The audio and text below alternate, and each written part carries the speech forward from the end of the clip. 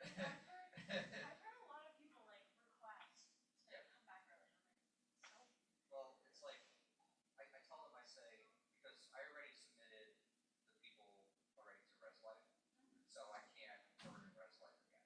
Because if someone comes back a different day, then like the teams come back, like they got to do the whole like get rule with ResLife. Yeah.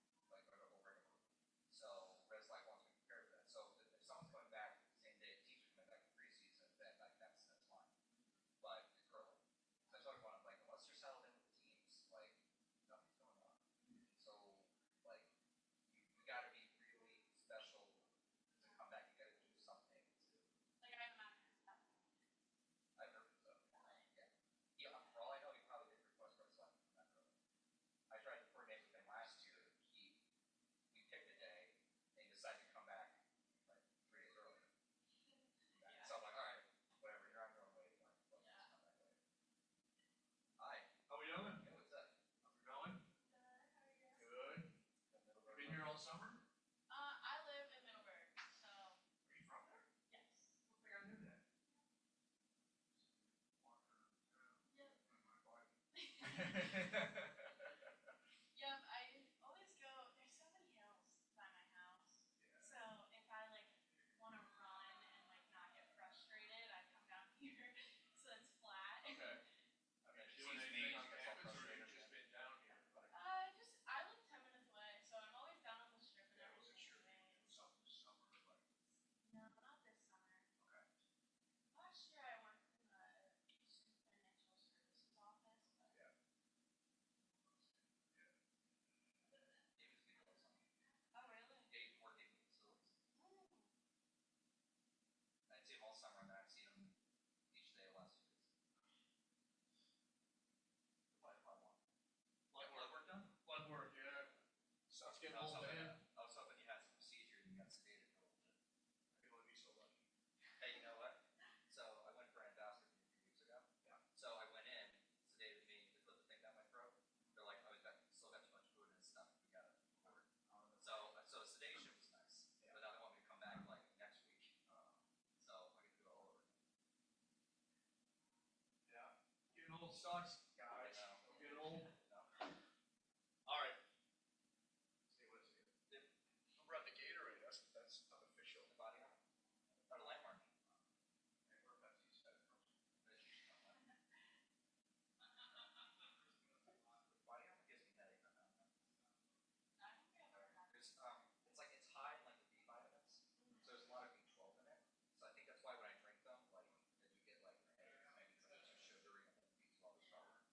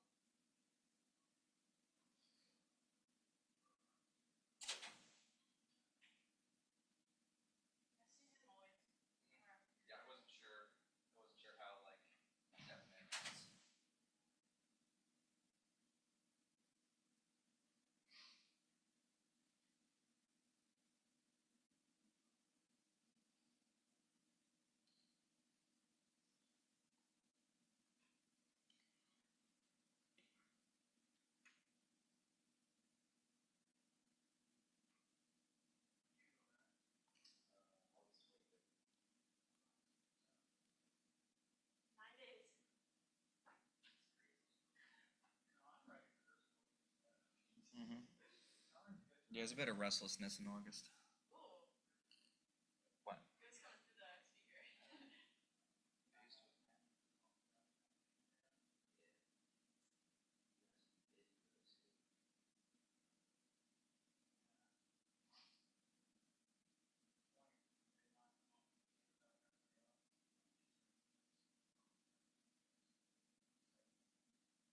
I'm out.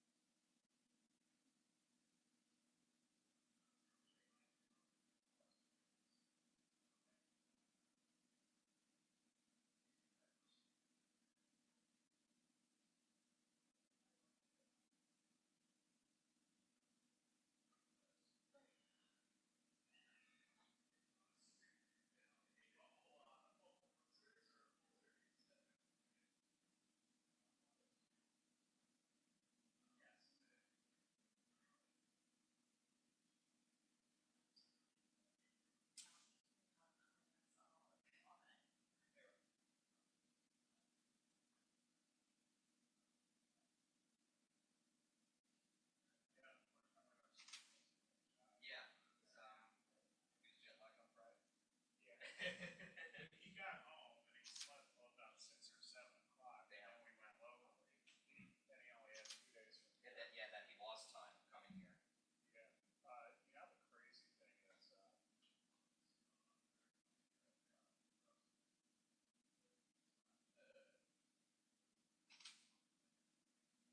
that Stanley Cup ring. Oh, yeah. Where Yeah. it's on the right. Yeah. This is on the left. Okay. And it's how much bigger this is.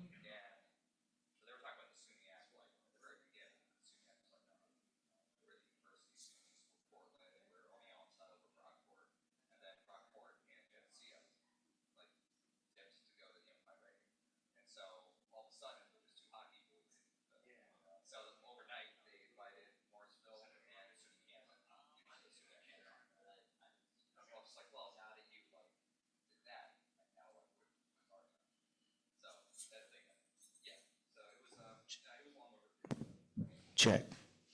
26 and 27. Yeah. But now it's actually a Zoom conference.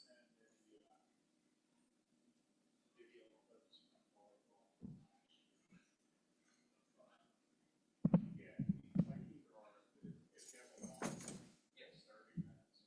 Like, do you want the broadcast footage or just like Sounds. yeah, like you hear it yourself? Yeah. Okay, yeah. Yeah, I got plenty of those silent footage. Stuff like that. 'Cause, if I see the volleyball coach today, I'll introduce you to him. He's been around. He's just he's here for the quarterfinals. So. When did they report? No, not football. Or next Friday. Oh, you guys are next Friday. So. Everyone does besides football. Now. Football. Yeah. They do.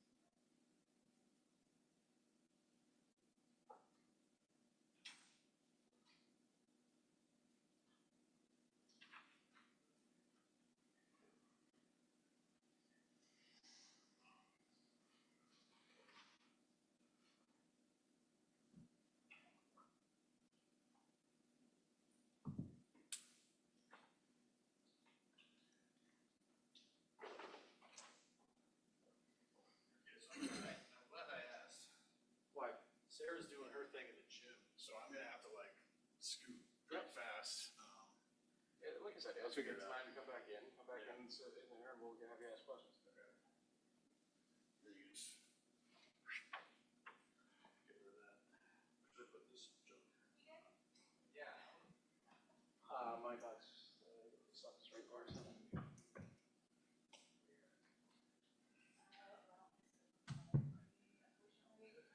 But the flow of the day is like everything. 15? Yep. That's when we'll leave. Olivia and Katie will replace the. I don't even go there, but I'll do that.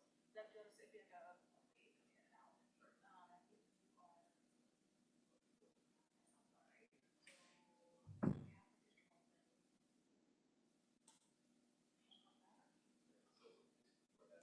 Yeah, so my plan was to ask for the social media activity stuff.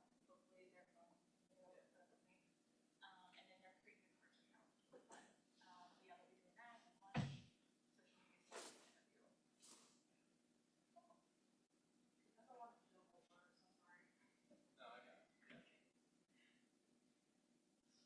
And feel free to either do if you want to ask questions during their interview or who are ask.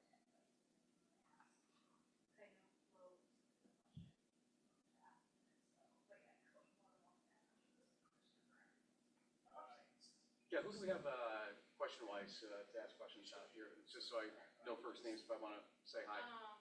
That'll be a Dan question. I know he has an intern. I cannot remember their names. That's the intern right there, blind guy. Yep. Intern? Yeah. Sorry, my name's Sarah. I went to why don't you go ahead and work with Frank if he has any questions, if you want to ask any questions. So Well, who's our media out here, just so Oh, I'm not sure. Flo is not This here guy? this Yeah. year.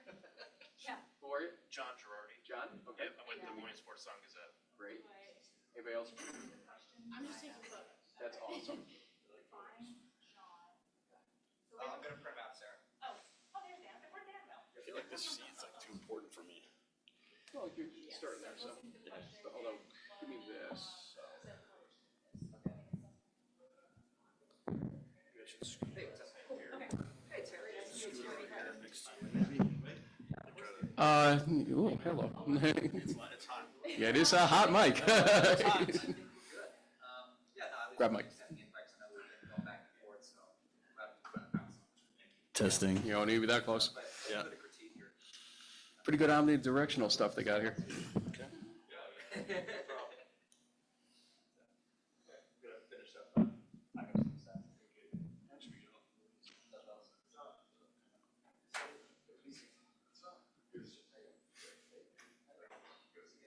I think there's, hey, Alex, how you doing? Good, good.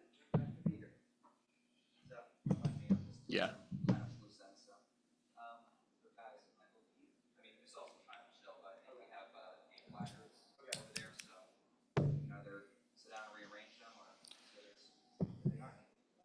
Are we okay to do an intro and then cut away since he's gonna have to probably vamoose at a certain point? when is, like, kind of the jump off point? After so I think I'll do the. After Susquehanna? Yeah. Okay, so we'll do Susquehanna then. Okay, Yeah. yep. Okay, yeah, that. That's right, because you go after, got it, the rotation. And then I'll sort of be floating, bouncing back and forth. Yeah, if you're back in time for the coach and a commissioner discussion, that'd be good, I think.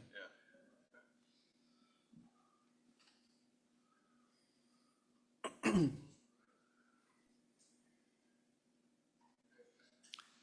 Dan, what camera should I be looking at or toward? There's a good variety of them. Yeah. I can check with our production person back in the studio. I Okay. see like 5. Oh, this one's flashing. All right, I see the green light over there. Hi.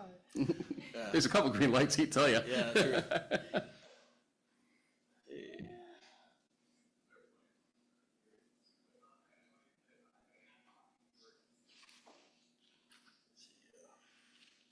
Can't push lines here.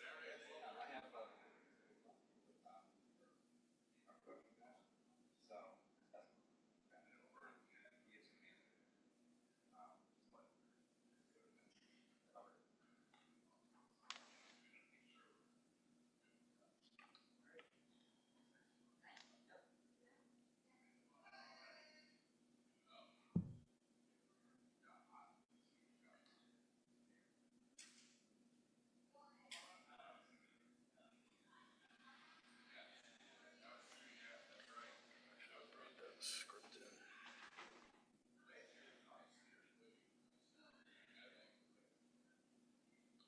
This really quick. I could just kind of wing it, I think.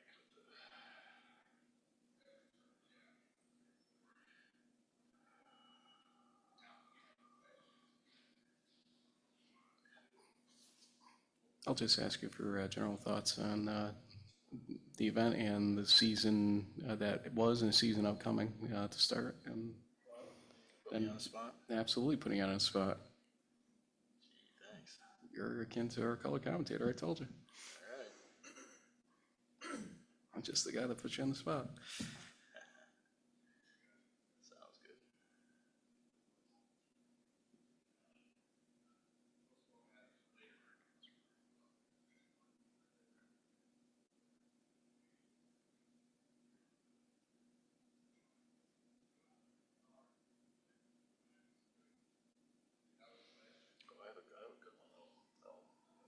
up some people.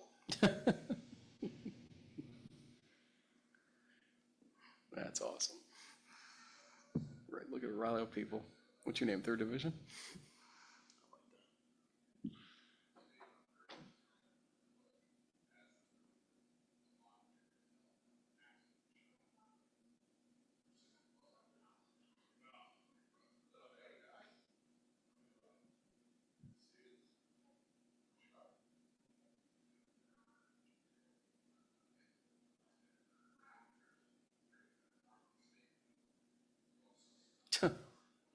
So what your comment was about the rivalries? Yeah. That's low hanging fruit. You can't miss that one.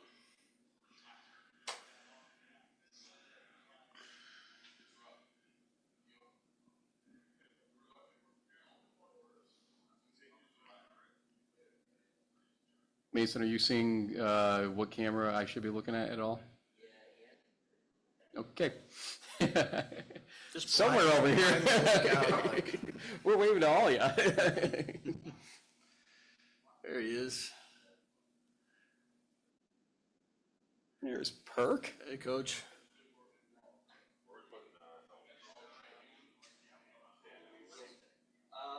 Put it in front of you. Yeah, I feel like there's a spot right there between these two. We're gonna be right above it. Nice to meet you finally. Perk, long time. Nicer showing up without a black eye this year. Yeah, really. Less bicycling or what's going on? No, I did more bicycling.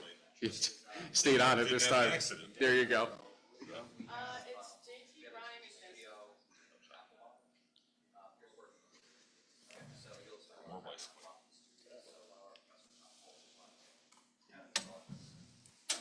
Very official here. So be patient with us because we're going to do a quick intro and just talk, host chat for a couple of minutes, and then we'll dive into you guys.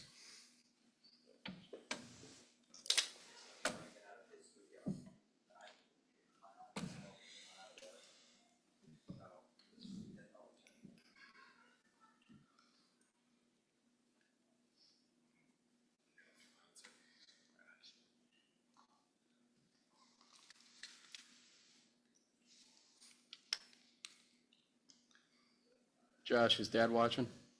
Oh, yeah. Mom and Dad. At least I'm guessing they are. Yeah, I have a feeling they are too. If they're not podcasting something or on some news, yeah. They're tuned in for sure. Good. That's cool. Nice.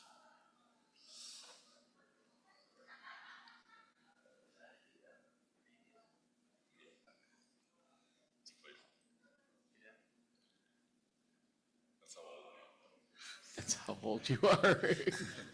How old are you now? Head coach in the league played for me. No kidding.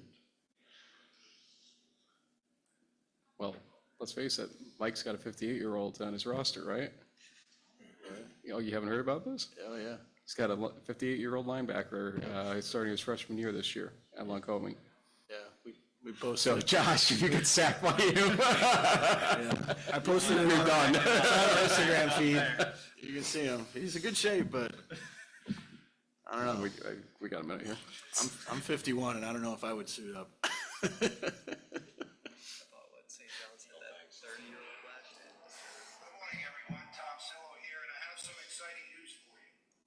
At 58 years old, I have decided to return to college as a true freshman and live out my dream of playing college football, as well as take a full course load. I want to thank Lycoming College for believing in me, and I look forward to representing the school in the classroom, on the football field, and also in the community. I can assure you, this is not a joke. It's very real. I will be posting stuff daily, and honestly, I hope to inspire people all over the world. So I hope you share my story. I hope you like my story. Buckle up, baby. It's about to begin. Follow along with me. I would love it. Josh, don't become part of his story. That's all I'm telling you. We'll start right at 11 a.m. Okay. Sounds good. So right now it's 10:56. Yep. Count y'all down. I'm gonna get right off the top of the hour. Sounds good. Thank y'all for being here again. Come on, when Katie asks us to show up, we all show up. Come on. Yeah, exactly.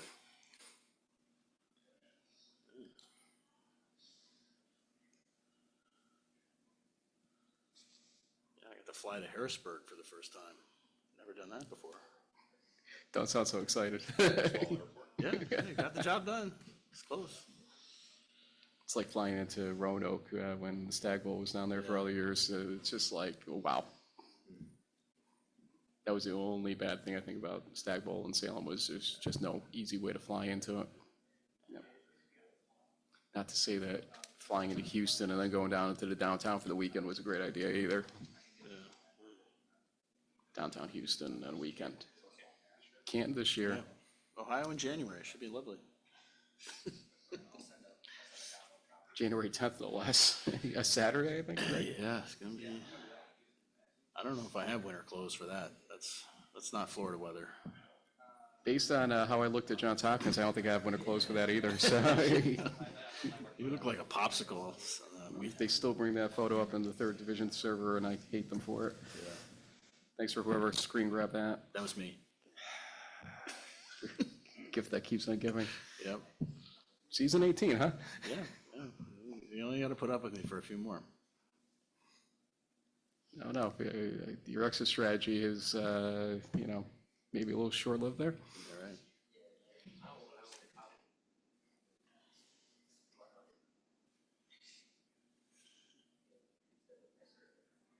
When do you guys actually start camping? A week from today? Yeah. Guys, when we get to the actual discussion with you guys, we'll start down there, have you introduce yourselves. So name, position, year, perk. When we get to you, go ahead, start your statement. I'll remind you when we get to that, but just do a coach's statement, then we'll go to Q&A as normal.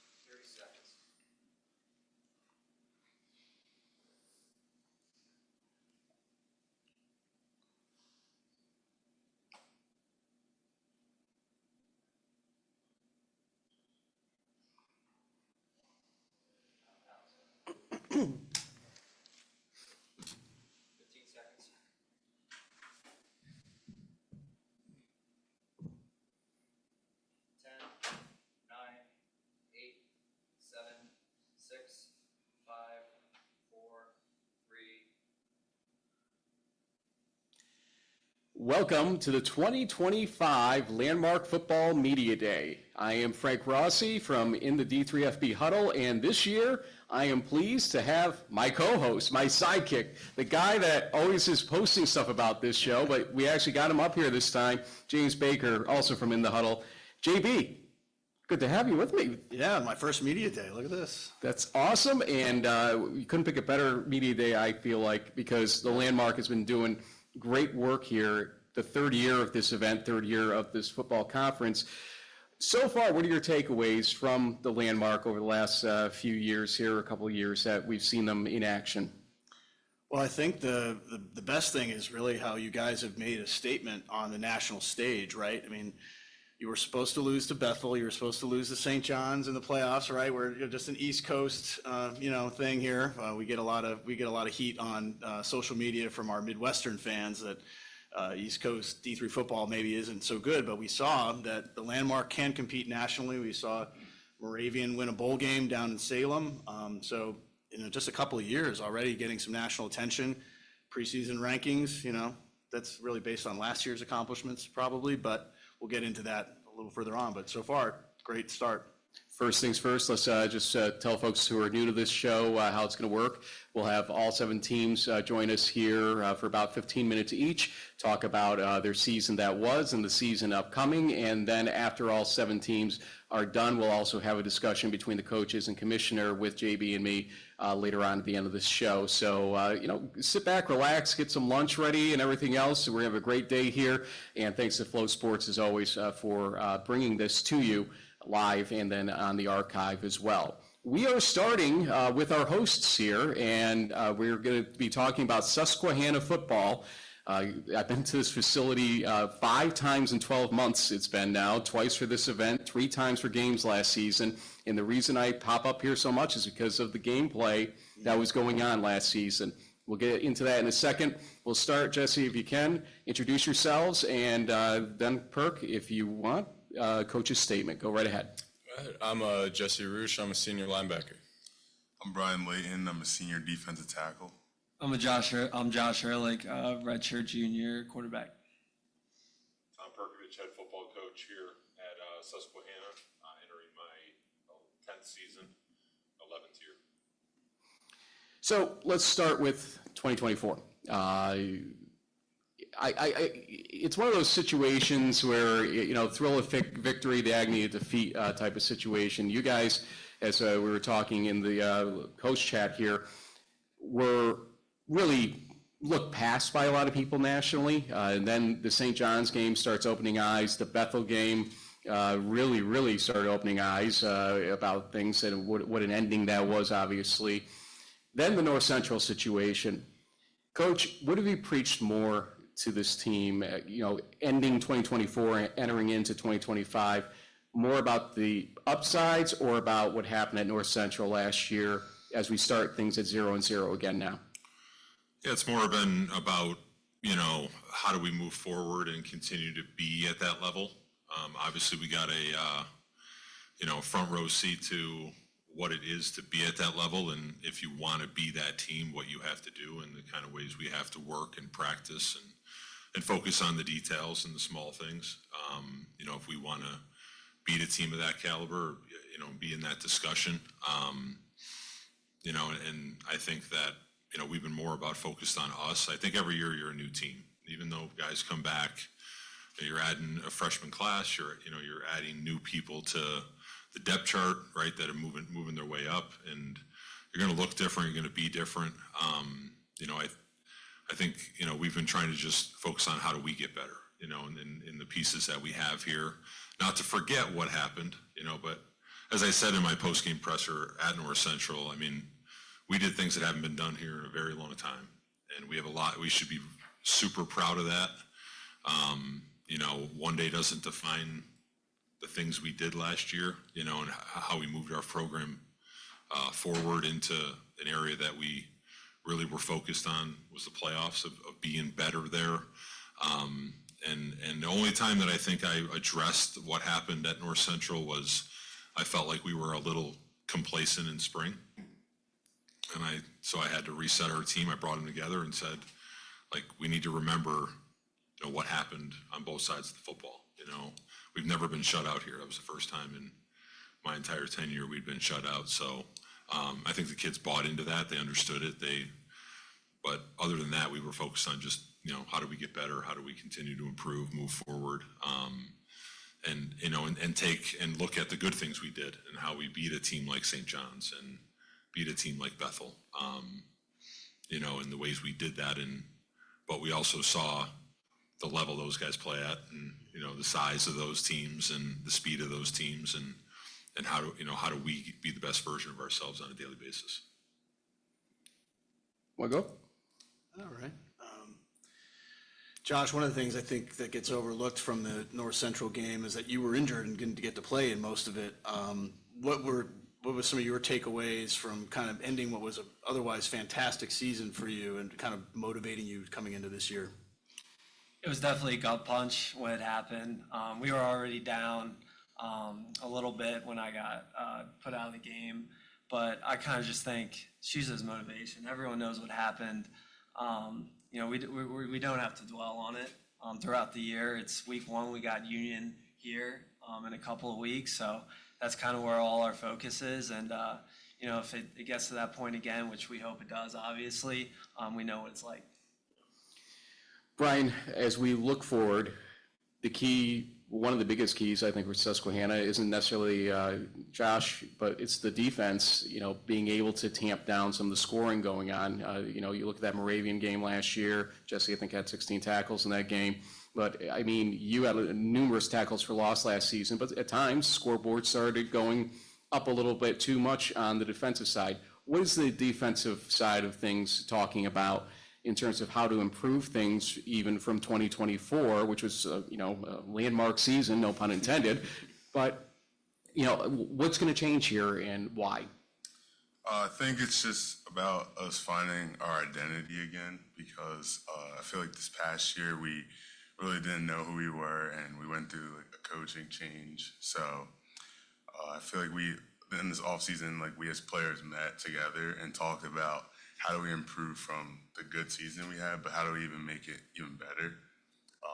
And just playing together as a unit. I think this past year, there was moments when we had a lot of individualism.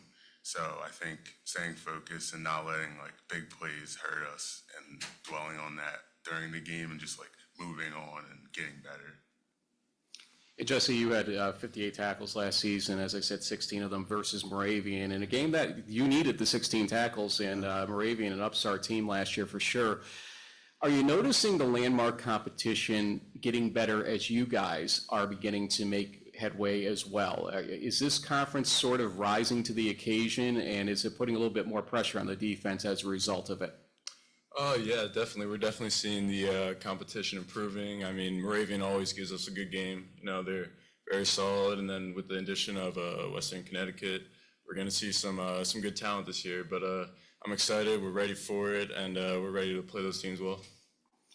Go out to the audience with any questions that might be out there. See if anybody has anything. If not, we'll just continue rolling here. And we do have a couple of people here throughout the day we'll be getting questions from, so appreciate that. JB, you may have another one as well. Yeah, I guess, it's easy for us, media types to focus in on a big game early on in the season. Coach mentioned that you're getting ready for Union, but everyone also knows you're going to play Hopkins pretty soon, and it's going to be a top 5 battle based on the preseason rankings. How do you keep the noise from, goofballs like us out of your mind and just focus on week 1? I mean, we try to take a day-by-day approach and not, just go game by game. I think we have quality opponents, week 1, week 2 that we've got to get through. And look, we're a team that's graduating 15 starters, right? So we've got a lot of work to do to, get better as a team. And I think we really have to have a growth mindset, throughout the season. I don't think we're going to be I'm hoping we are, but I don't know if we'll be the product we were week 1 a year ago as we are going to be this year. But if we take a growth mindset and really just try to get better every day and try to fit the pieces, and coaches do a great job of, adjusting to those pieces and the strengths of our guys, I think that I'm hoping by week 3 we're ready to play a team like Hopkins, who we've had some unbelievable battles with, over the last number of years. And coach is aware of that, and I'm aware of that. And I think that, it'll be another, great battle, as week 3 last year was Cortland, right? And we got to see those guys and played an unbelievable football game. I know our guys are ready. I think we care immensely about the process here and playing football and being in those situations. And guys come to Susquehanna because they want to be in those situations. They want to be in games like that. They want to be tested at that level. That's what's drawn them here. So I'm excited to play a great opponent, at home. Last time we played them here, it was one of the best games I've ever coached in. Won at the buzzer on a PBU. So we've had those types of games with them, and I hope we're in that situation again at the end. I think that was my first visit here a couple of years ago, if I remember correctly, and I was treated to a very, very good game for sure. Josh, Coach talked about starters that are no longer here. Obviously, there's one key one that you used to entrust in the receiving corps, Kyle House, graduated. On the flip side, though, Rashawn Lamons, obviously a breakout freshman season. And let's talk a little bit about the give and take, or the plus and minus of it all, in terms of how things change for you when you lose a receiver like that, but you have a running back you can trust to help create the balance that's going to be needed to take a little bit of attention off you as you acclimate receivers in that receiving corps. Let's focus a little bit on what you lose and what you're gaining here a little bit. Right. Well, I think when we lose, it's next man up. We have a lot of talent in the room right now. We have guys that need to step up. Everyone knows it. Leader Hunter Moore-Ross coming back, number 19. So we're hoping he takes the reins in that room and kind of gets everyone up to speed, because we do lose Kyle, and we also lose Chris Buchter, who was a great number 2 last year. Yep. So everyone knows they need to step up to get back to where we want to be. And then, like you said, with Rashawn, he's a stud. He's going to do what he does each game. He's the best running back in the country. And then we have 2 guys behind him, too, that I think could have great years as well. So, Rashawn's going to do what he's going to do. He's a beast. And, it's a give or take each year. And I think we have a great group coming back at receiver and as the offense as a whole. So I think we're ready for the challenge. And lastly, two defensive guys at the end of the table here. Last year, I got to see firsthand 3 times in games, and even before that, but last year especially, something special happening in the crowd, on the sideline, and everything else. It just seemed like you were a team of destiny, but you also had something forming around you last year. Put into words what that was, what the feel was from the fans, the families, and everything else that helped motivate you guys last season to what it became. I think the important thing about that is that it didn't just like appear out of nowhere. I feel like it was always here in Selinsgrove. Throughout the years I've been here, a lot of times the only people that believed in us in like bigger games was the people here and in our room. So it wasn't just like it came out of nowhere. So definitely having that behind us ever since I got here, like I always believe that we're never out of games. And yeah. Jesse? Well, yeah, I think we have a large sense of community, especially last year. I mean, the season we had really brought our team together as a whole and the community as a whole. So that was great to see, and the culture that those guys that like you said, we lose some guys. The culture that they establish is going to be carried on for years to come, not only through this team but through the community. So we're excited for that. Well, I will predict that I will be making this route from upstate New York to here at least one more time this season, at least. We'll see which game that might be at a certain point. But you guys have a heck of a schedule. You have a heck of a conference schedule as well now forming. So we'll see how this turns out. Congratulations on what 2024 was. But as I said, it's 0-0 here. And so you got to restart from scratch. And it's going to be a challenge for sure. Best of luck this season, guys. And thanks for coming out. Thank you. Thank you. JB's going to be going to do some social media content, so you'll be able to look out for that as well, but he'll be back and forth throughout the day. I will have Juniata coming up next at this table for the 2025 Landmark Football Media Day.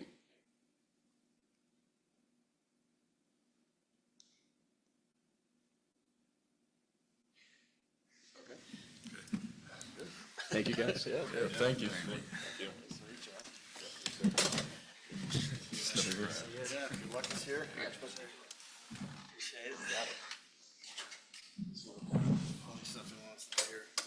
Thank you. Thank you. Thanks, buddy. His brother was our quarterback. Yeah. Oh, yeah.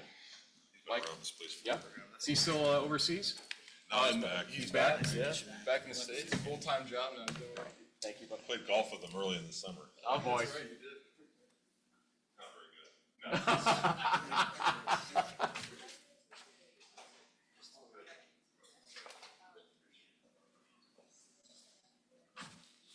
Keep Kirk on the back burner here because we're going to need him later.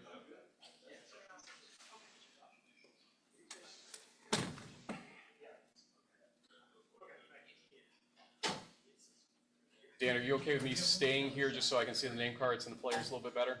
Is Mike okay in this position? You should be, yeah. Okay.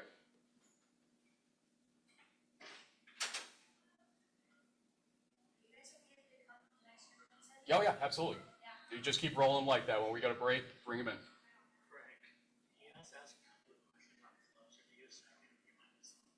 Sure. Yeah, well, I'll always go to the crowd, so I'll kind of do a sprinkling of questions, then I'll come back out to here, so. Yeah. You do that. Slide down to closer to the frame. All right.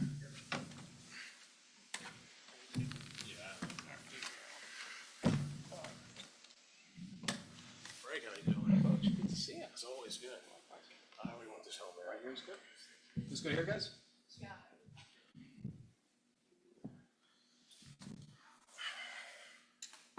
So what we'll do is we'll start from down there, just introduce name, position, year, and we'll just go down, and then you start with your statement at that point, okay? Okay, sounds good to me. Once we come back.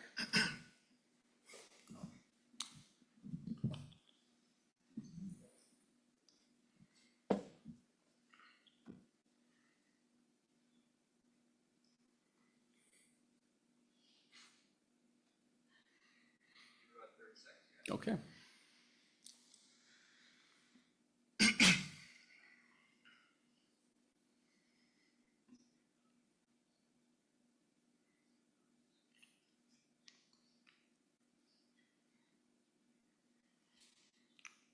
I like your schedule this season. I think this one's going to suit you pretty well. Yeah. Keep continuing what you're trying to build up on. Yeah. I know it. Yeah, no, we're excited. Good.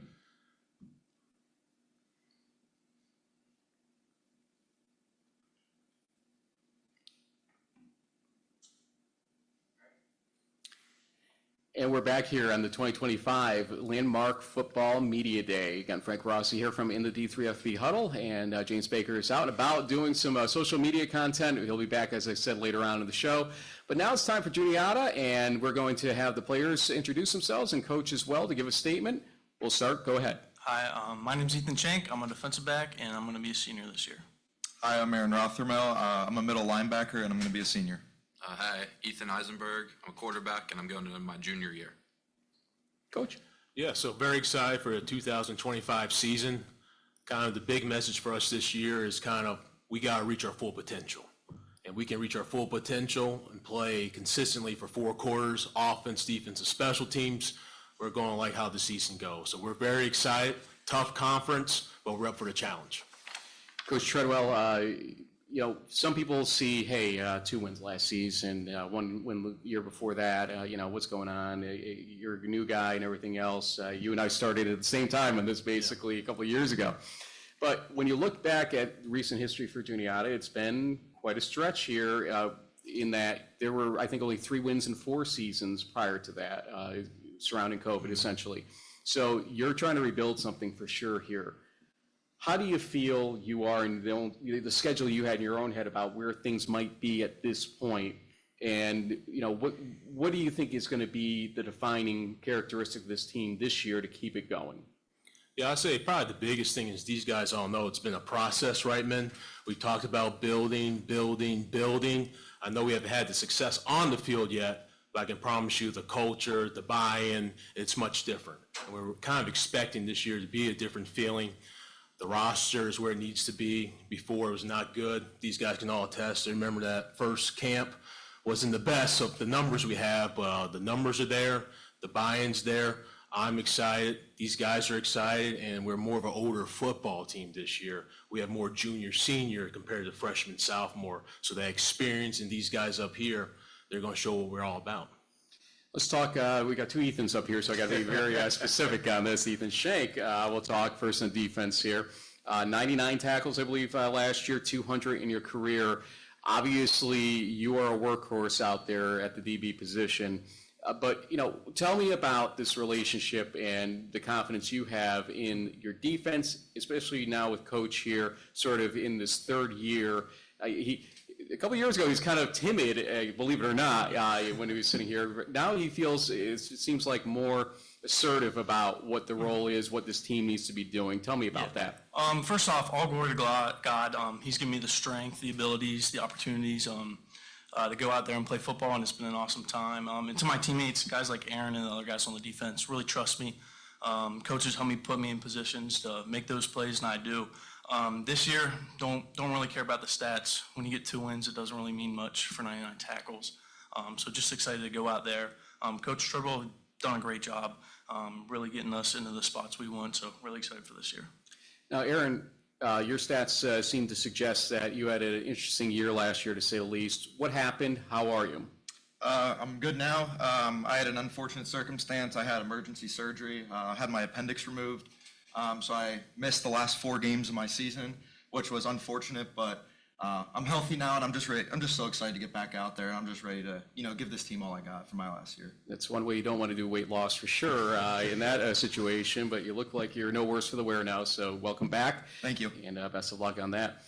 Aaron, to Ethan, number 2 here, I should say. Ethan, QB position generally last year, 17 touchdowns, I think 10 interceptions. It probably needs a better ratio ultimately this year. What are you going to bring to the table here that's going to be a little bit different, that's going to help get a spark in this team offensively especially? You know, I'm just going to try to be as consistent as I can. I have a lot of good people surrounding me with my teammates and my coaches, so I have a lot of help. And so I'm just going to try to be the best person I can be because I know I have good people surrounding me, so they'll help me out a lot. And at this point, if anybody has any questions in the audience, Mason, go ahead. Since joining the Landmark, Susquehanna is 12-0 in the Landmark. In fact, Susquehanna hasn't lost a conference game since November 6, 2021. How badly do you guys want to be the team that ends that streak? How badly do you want to beat the top of the heap, basically, Coach? I'll answer that question. Obviously, they're at the top. They're the standard. Everyone's chasing them. We got some work to do to be there one time, but give credit to Susquehanna, great football team, and they set the standard. Ethan Shank, on that point, we're just talking with Susquehanna about iron sharpening iron, basically, in the Landmark. It seems like the teams are playing up as Susquehanna rises, so does the rest of the Landmark. What are you guys gaining from in terms of playing them, seeing them, wanting to beat them, and everything else? How does it make you guys better, ultimately, to see that? Yeah, I think our biggest thing is we want that goalpost.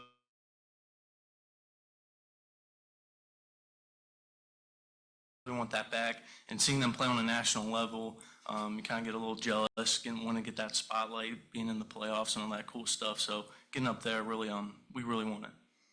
Aaron, same general thought on that, but you've been around long enough to see this conference forming. What do you feel about this conference right now? How do you think it's playing out? Are these teams getting better? Yeah, absolutely. Competition is going to rise as football in general every year at every level. Competition is just going to go up, and it's all about how do we want to rise to the occasion instead of falling to the occasion. So we're just excited for the competition. It's always good to go out there and play. For me, it's my hometown. I love going out, just playing hard, and I love the competition. Well, welcome home, by the way. Thank you. Yes, JB. Yeah, I was looking at your guys' schedule, and it's interesting lineup. You've got some local but still out of conference teams like Gettysburg, McDaniel. I mean, these are games and Allegheny. These are games you guys can win. I mean, I must going into camp. Is that something that you guys are looking at? Or like, hey, let's start off this season 3-0. Yeah, I'll say kind of for us, we're always talking about the process and take one game at a time. But I will say kind of in the beginning of the season, there are some games that are within reach. But at the end of the day, though, it doesn't matter if we don't play our best. There's some really good football teams. And at the end of the day, we got to be at the best that we can be and focus on what we can do. And then the outcome will be what we want. Consistency, Ethan, is a big thing. And there were sparks definitely of point totals last year that were great. And so obviously the offense has the ability out there. Name some names if you want. Who are going to be some of the key players that you're going to be looking to ultimately to make sure that that offense does meet its full potential game in and game out ultimately? Yeah, I mean, it all starts with the O-line. We have everybody coming back, so looking forward to them playing a big part in what we're able to do. Got a couple young receivers that I think are gonna be able to step up. We have Joey Mankey. He was banged up a little bit last year, but he's coming back as healthy as ever. So, we're all ready to go. I think we're going to be working together as a unit. As long as we all are cohesive together, we can all accomplish what we want to get done. Coach, I'm going to flip it to defense here. I mean, your defense, Ethan Shank, obviously, with the numbers he has, he doesn't want to talk much about the numbers, but they're there and they're huge. And he's obviously a leader for this team. You have a lot of leaders that you've helped mature into that role along the way. I understand it's part of the process, as you said, but talk on a more personal level, if you can, about how proud you are of the guys. Wins don't tell the whole story here, that's for sure. Yeah, I think if anything, these guys have stayed true. A lot of times when people face adversity, they want to leave. They're like, hey, I'm not part of this. The transfer portal's out there is real, and hey, I'll go somewhere else. But especially these two seniors, they stuck true. Been beside me, backed me up. I backed them up, so I'm very excited what they can do. We do have a new defensive coordinator, Matt Adolph, so we're kind of excited what he's going to do with the defense to continue to build what we're trying to do. But at the end of the day, players make plays, and I have all the confidence that especially these guys here today are brought in. They're going to set the standard and kind of show what we're all about. Flipping it, what have you guys learned from Coach? Because he's obviously got a great pedigree in his background and everything else, and has made some waves at a young age for head coaches as far as what we see out there. What have you guys learned from Coach over this time that's most valuable in this whole process?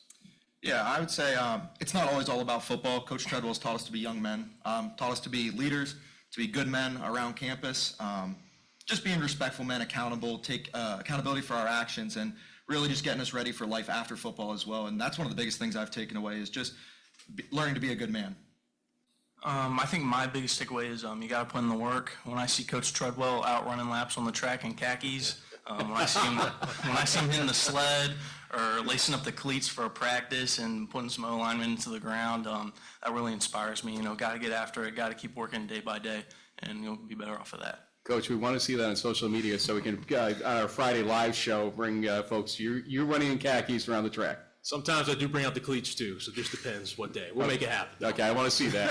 Ethan, anything you want to add to that? Yeah, I think, Coach Shred was brought in to change the results on the field, but I think before that happens, you have to change the culture internally. And what everybody might not see that, I think he's done a phenomenal job changing the culture and, what we're all about.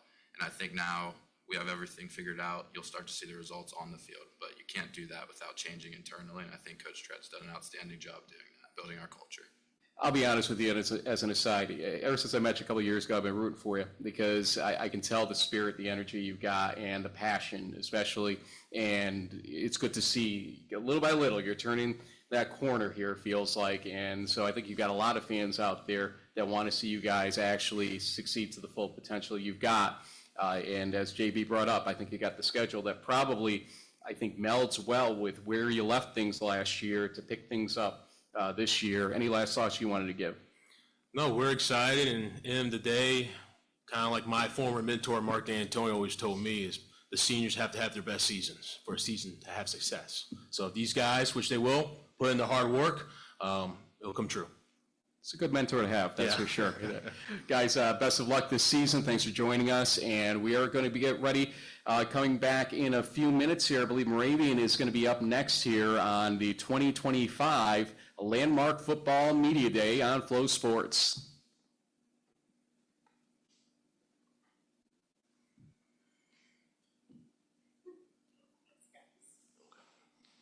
Thank you, guys. Thank you. Great job.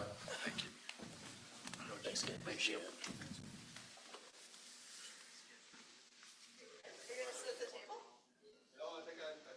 He keeps popping out every time, yeah. Okay. Awesome. Thanks, guys. Let's keep his separate. Yes. Yep. Do you want a drink? You sure? Even a water? Water might be good to have on. Yeah, we'll get one. Thank you.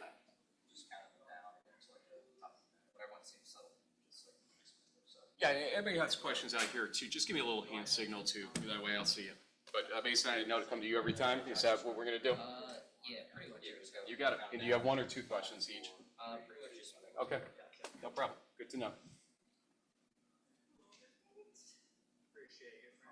No problem. Come on, it's not our first rodeo together here. No, it's not. I won't be the last. No. From your lips to God's ears, right? What time? So we're gonna have the coach on the end, and then Jared next to him as a. Right between us. How we doing, everybody? Thanks for coming out. Thanks for joining us. Good to see you, my friend. It's good to see you. How you doing? Good. For that, there you go. So, friend. All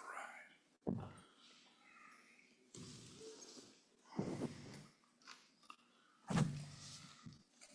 Okay, guys, what we're going to do when we come back is I will start on that end and have you introduce yourself. So name, the position, class year, and then Coach, when we get to you, introduce yourself and give us your statement when we get to that point, okay? Sure. Yeah, sounds good. Yeah, get that right in front of you right there. Cool. Don't be shy now. I know you're not shy when it gets to practice days. Yeah, that's right. I wish you was.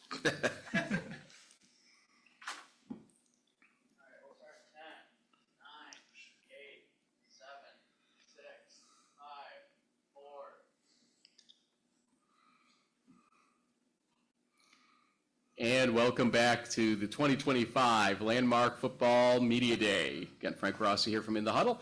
And it's time for Moravian, who had a great season last year. We're going to talk a lot about how things especially ended in that season coming up and what's next for them. But first, let's let the players introduce themselves. Go right ahead. Ethan O'Neill, linebacker. I'm going to be a senior. Isaiah Johnson, defensive back, senior as well. Jared Jenkins, quarterback. I'm a grad student. And I'm Jeff Long, I'm the head football coach. Excited to be here today. The guys have been working really hard since January. You know, it's been a lot of fun to see Team 99 come together and in the weight room and the spring practice. And it's going to be an interesting mix. You know, we have some great leadership and playmaking ability returning, and these guys sitting with me here, and now seeing the new faces come in, and how quickly can we mold together as a team, right? So that's the fun challenge of camp, and the schedule will be as tough one as always, and we're excited to meet that challenge and see how things shake out. But we're very excited, to embark on this journey together and, have another great competition, competitive season at Landmark. 2 years ago, you hosted this event at Moravian. You were the new guy, though, too, at that point, or one of the new guys that season. And I remember meeting you, and I was like, this guy's got some potential. And first season didn't necessarily meet that potential for you. But the second season, you seemed to turn a corner. A bowl game, no less, a win in that game. What happened, and how invaluable is that bowl game experience? Because a lot of people talk about these bowl games, whether they have worth or not out there. Yeah. And it seems like you guys maximize that. For sure. I mean, number one, year two is a total credit to the guys sitting next to me, the seniors of Team 98 that had led us. They worked their tails off a year ago, like we talked about at this time, and they wanted to leave a mark, and they wanted to make sure that we got things with a great foundation that we could build on, and they did that. And they realized, hey, when you work hard, you can hang with anybody that you play. And now it's, hey, can we take the next step? And when you're standing on that wire of, hey, is the game going to go your way or not? Can we battle through adversity and continue to finish strong in the biggest moments? So that showed last year, and now we're going to be searching for more. But the bowl game was a great opportunity, I think, to, one, continue to develop, right? Another week of preparation, and now for some hardware, it's a great experience to send out your seniors, but also now have some guys that can step up, and maybe if they weren't ready week one of the season, now by week 11 or 12, now they're making an impact, right? I can think of, you guys probably think of a few guys, right, that were maybe not playing against Muhlenberg, but then by Shenandoah, they were contributing in a big way, and that's invaluable for our program, and it catapults you into the offseason for sure. Jared, interesting thing, and you confirmed what I thought, because on the 2024 roster, you're listed as a senior. You're a grad student now. You didn't have to come back to do this. In fact, last year, your numbers were consistent in terms of touchdowns, basically, but your efficiency was through the roof compared to the previous year. Why are you coming back? And, what is it about this team that is attracting you to make the most of this experience, too? First of all, my teammates, some of my best friends, so can't experience football again in this life, so I might as well just get all out of it I can. And then the coaching staff and everything, I built a great relationship with them. I'm just excited to do it one more time, especially being a Bethlehem kid.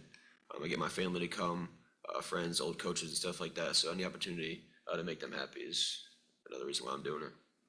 Isaiah, 7 tackles in the bowl, and again, 107 career tackles, 31 last year, but 7 in one game in the bowl game. Kind of taking off from what Coach said, how important was it to have that kind of ending, to have a fresh beginning with some strength building already for 2025? So basically just put more of a fire, not just under my belt, but the team, and just holding each other to a certain standard and where we want this team to go for our success. So that was just baseline for us at this point. Now we're just striving for what we are talking about now is greatness. Well, yeah, definitely maximize that for sure. And then Ethan, last year, 41 tackles, 4 for loss, and 10 tackles versus Juniata, who we just talked to. But, as the season went along, it just seemed like you guys were learning in a certain way, especially on the defensive side of the ball. Tell me about it. What was starting to happen? How did this team begin to turn that corner between 2023 and 2024, or during 2024 even? We were just taking one play at a time and capitalizing on each play, taking one game at a time. And I think our goal this season is just do that and capitalize on, how we finished. it was nice to have a bowl game win, but it's kind of just a consolation prize. Our goal is to finish on top this year. Any questions from our audience? Mason, go ahead. The Greyhounds had the conference leading offense and defense in 2024. What do you think led to the success, and how do you hope to improve on it? Well, it's tough to improve on being the top in at least stats, but Coach? Yeah, I mean, obviously, stats are a great way to measure, what's going on the field. The guys worked really hard to put themselves in those positions, and now can we make it consistently meaningful, right? In big moments, I think now is where it's going to back up. I think that's the exciting part of how do we take the next step is can we do it against the best competition at all times, right? In critical moments, does the power of the stat now back up what you're doing in those big moments? And that's what they're working for, being able to really execute when it matters most. But it is a great marker, right? Like we want to always be near the top and strive to be that, because then now you can, put yourself in a position to be on the winning side of a game. JB? Yeah, so looking at your 25 schedule, some pretty tough out-of-conference games to open up. I mean, you guys probably deserve a little more credit for the national reporters like us maybe give you as far as like tough out-of-conference schedules. I mean, two back-to-back road trips to Muhlenberg and Rowan. How do you get your team mentally ready to play your programs at that level? For sure. It's something that since I've arrived, we've tried to make sure that, obviously Muhlenberg with the rivalry game, it's great to have that always, right? We never want that to go away. But then trying to find, not only within the region, but anywhere, hey, quality opponents that will test you before conference play. In my time at John Carroll, we only got one, but we always tried to say, hey, we got to make sure we make it count, right? And then, because then when you play in that league, if you're not ready, you could have false advertising if you beat someone week one. So we're ready for that. And for the guys, I think their work, we don't want it to change by opponent, right? We want that focus to be the same.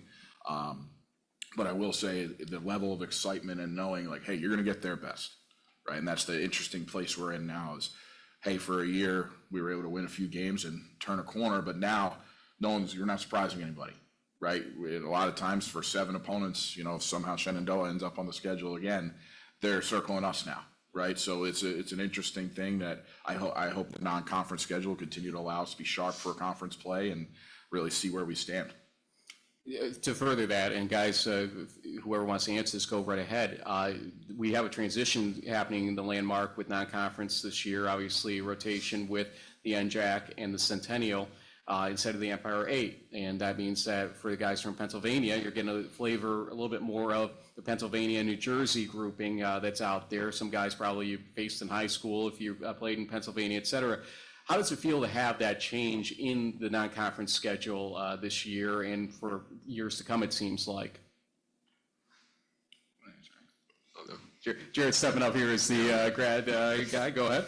I think it's pretty cool. Like, new opponents is always a good thing, but like Coach said, we're going to prepare for everyone the same way, so it's not necessarily too different for us, but I'm not complaining that we don't have to travel to upstate New York anymore. Wait a minute now. I'm just saying, for the family and stuff like that, it'll be a lot easier to get people to the games and playing in PA, close in Jersey. It's exciting, especially like Ursinus, schools like that that have been doing very well in recent years, so just kind of testing our talents locally, it would be fun. I mean, you're really playing against Nate Milne and Pat Rulli in the first 2 games. There's some character coaches who they're characters until they get to game day, and then they're beasts on that sideline. And I know you're the same way, my friend. Oh, you're too kind. They're good, great friends and colleagues, and I'm excited, right? You want to, as a team, you want to measure yourself against the best, and every year we're going to try to make sure we do that, right? And it's fun for the program. It's fun for the alums to get back to the local flair, I think. Yep. I loved the opportunity we had the last 2 years to get up into New York, right, and have some great games and, see some great places that we haven't. But I think to keep it fresh, it is exciting to have that now new regional focus, so to speak.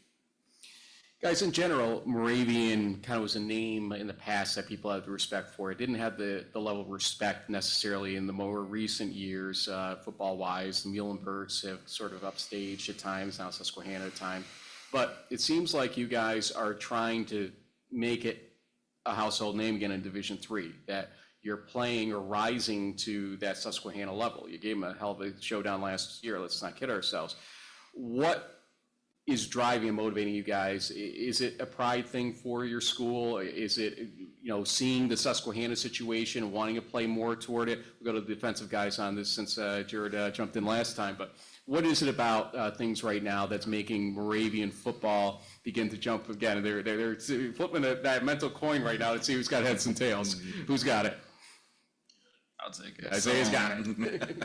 With us personally, it was just, we kind of made an establishment that this isn't just about like football with us. Like at the end of the day, we're a family, and the dream that we're chasing is something that only work can like help us strive and succeed. And so it's like, at this point, yes, in past years we didn't have such a success in football, but when Coach Long came along and honestly changed the program around in such a short amount of time, it's like he made sure that we had to rise to that standard. So now it's not about the coaches holding us to that standard, it's what are we going to do as players to keep pushing and making sure we're trying to get those goals that we're chasing after. You're nodding your head vociferously here, I guess. Well, yeah, I think it's the beauty of Division III football, right? As a former player and now coach with it, you're going to get some great programs across your path. It's like, it's something you want to chase, right? But it's also, I'm glad that Isaiah brought it up. It's like, it's more about the standard you set for yourself and winning in life, right? It's going to carry over. And yes, we're all competitive, right? I put food on the table by winning, right? So we're not putting that aside. But I think that is the big thing, is that these guys right here and the team and the guys around him, I wish I could bring 30 guys today, right? But they've changed the standard of what they're willing to accept as, hey, this is what it takes now. And now you get a taste of that winning, right? Like, we play a game, but if you want to be good at life, winning's got to be your business, right? And that's what we're trying to do. And they've really bought into it, and it's been exciting to watch. And like I tell the guys, I just make the schedule and try to show them the way, but they're the ones doing it, and it's exciting to now go challenge and make that our alumni base proud, a very proud alumni base, a university administration and the professors, the Bethlehem community. I said this 2 years ago when I was a player at the rival at Muhlenberg, right? One of the loudest crowds I ever played at was at Rocco Calvo, right? So that hasn't changed, right? And I think it's really exciting now that we can give back to that and continue to compete every week, so they're excited and proud of the team we put forth. Last thing, we haven't determined our In the Huddle first week schedule. JB is going to be traveling with me on week 1. Nice. There's a game, though, that we were just talking about during coffee this morning. It's Moravian and Muhlenberg.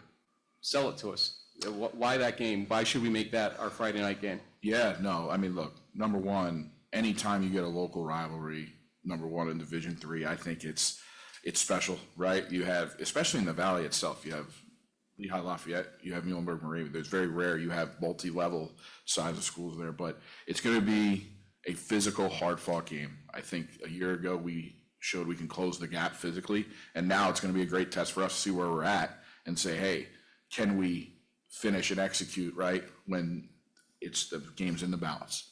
And that's a credit to them. They've done that for a long time now, right? And now it's going to be a great challenge for us to take that next step, and it's going to be fun to watch on a Friday night under the lights at Scotty Wood Stadium. Coach Millen would be mortified to see me walk in on a Friday night, as he normally is. So we'll see what happens here. But guys, congratulations on a great 2024. I'm looking forward to seeing what 2025 brings, because you guys have some real momentum heading into it. And let's see what happens. Might see you that week 1 matchup. Regardless, best of luck to you. Thank you. Thanks so much. Thank you. And we will be back coming up here on the 2025 Landmark Media Day for football. We will have live combing up next.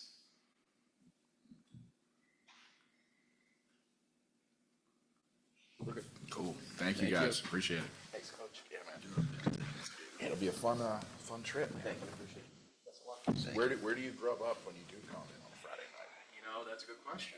Because there's a ton of spots, but you gotta, if you have it, the tavern right around the corner there does some good wings. So, Okay. I'm a wings guy. Yeah, I figured. Okay, tavern. Mental note if we go. So, and yeah, from experience, white heat or blue heat, there's a sauce they make in house. White heat or blue heat? Yes. Okay. White heat or blue heat, JB? Just giving you, like I said, I didn't get this way by accident, right?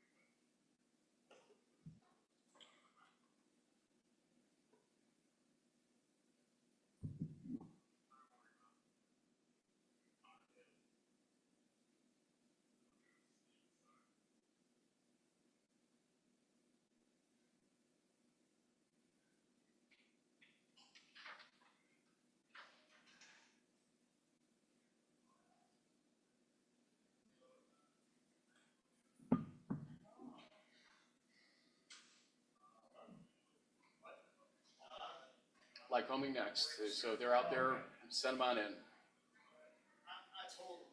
You told. Slowly wandering. How's it going, Joe? You snuck in here.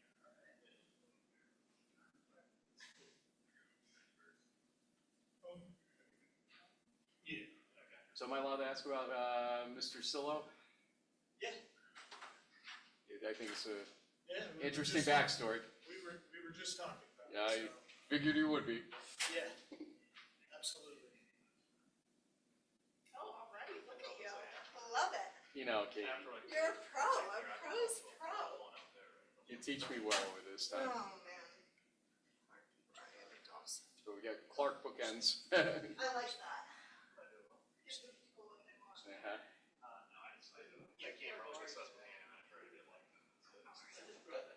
How's summer been?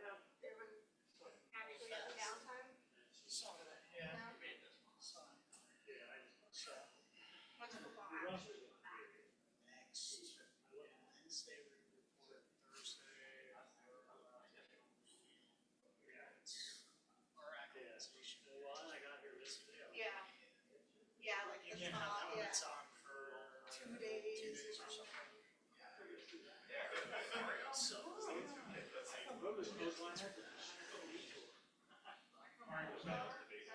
Alright, Clark with me? Oh, all right. And then we go Ryan. Oh, we got them all organized. Check that out. Dawson, Mario. Morning, Frank. Good morning. How are you? Good. Nice to see you again. You too. Appreciate you doing this. I'll take that for you. Oh, there we go.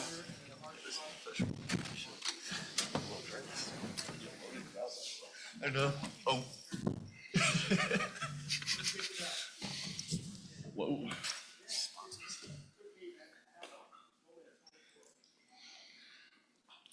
So guys, when we get back, I'll have you introduce yourselves. So name, position, class year, coach, introduce yourself, and then jump right into your statement when we get to that point, okay? Okay. And we'll look over here. Tell me when. Okay.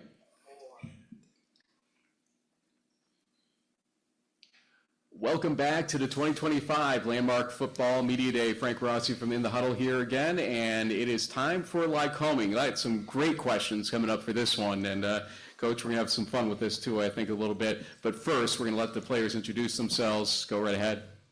Brendan Clark, senior tight end. Mara Swoney, senior DB. Dawson Abeba, senior wide receiver. Ryan Pence, senior safety. Coach? Yeah, Mike Clark, Lycoming College, class of 1993. So happy to be here. Thanks, Frank. It's short and sweet, but Coach, you know, we're looking back to last year, looking forward to this year a little bit. Last year, 4-6 season. Mm-hmm. I think you were looking for a little bit more from my memory last year talking with you, but there was some definite pluses that you came away with in 2024 and that are probably going to lead to 2025 success. What did you see in your team in 2024 that you're actually very positive about as you turn the corner here at 2025? Well, Frank, I would just say that last year was a long year for a number of levels, right? We had ended the 23 season on a high note. Obviously, like you said, came in with some optimism, felt great after week one. But honestly, like we were just thoroughly dismantled by Cortland in week two. And I think that significantly impacted us in a number of ways. And so I think we lacked some resiliency last year, and we lacked some accountability. And you know, along the way, like there were times I meet with a leadership group, and I would meet with guys, and you know, I think we had a number of talented guys last year that didn't necessarily take the jump that we thought they would, that we expected them to jump, or expected them to make. And I was great at identifying that problem, but I'm not so sure as a coaching staff that we were good at finding out why that didn't happen and how we could have helped our guys play and perform better. So honestly, like by me, that was just a terrible job of coaching. And so I think we were good against the people we felt good about matching up with when we came in, but when things didn't go our way, we struggled. And so we've been really intentional since the end of the season in terms of making sure we have the right kind of people on our team, the guys that are willing to be accountable for doing the little things right. We've kind of gone back to the basics, and you know, I don't want to talk about who we don't have anymore, but because we should really focus on these guys that do things the right way, and are going to help us, I think, make significant strides. But we had to tighten some things up. Last year was disappointing in a lot of ways, and ultimately that lies with me. But we've worked hard to become a better and closer team this offseason, and so we're excited about that. Let's talk to the players a little bit. Ryan, what I found interesting about you is I was looking back at your time at Lycoming is you came in as a running back. Yeah. And in fact, your first two team or individual photos, you're smiling, and then as you transition now to defensive back, last year, not so much smile. You went very serious last year, and even today, until I just made this a little bit of a light moment. You're kind of serious right now, and first, why the transition? And you've succeeded well in that transition to the defensive side of the ball, and what is the mentality now as you become a team leader for this team? Yeah, so when I came in as a running back, that's really like what I wanted to do, and our defensive coaches looked at me and thought that I would be good on defense, but I really wanted to play running back. And then the beginning of my sophomore year in camp, we had two freshmen that came in that were just insanely good, so we were struggling with depth, and Coach Weiser and Coach DeLucia asked me if I would come over and switch to DB for them, and luckily I came over and moved up the ranks a little bit, ended up starting by like week 4. But the mentality now is just keep working. We, like Coach said, struggled with adversity last year. But in the off season, we've been really trying to pound into the guys' heads. Like, we got to work out, we got to run, and we just got to come back better. So we're trying to build that culture and get better as a team. Don't broil them too much. I still got questions for you guys, so you never know what could come at you. Dawson, last season you had 36 catches, 684 yards, and 8 touchdowns, but 10 catches against Catholic in a tough loss game. And it kind of exemplifies what Coach is talking about, expectations and glimmers of hope, but it didn't always turn out that way. What do you learn from that 2024 season, and how do you get motivated now to turn it on for 2025?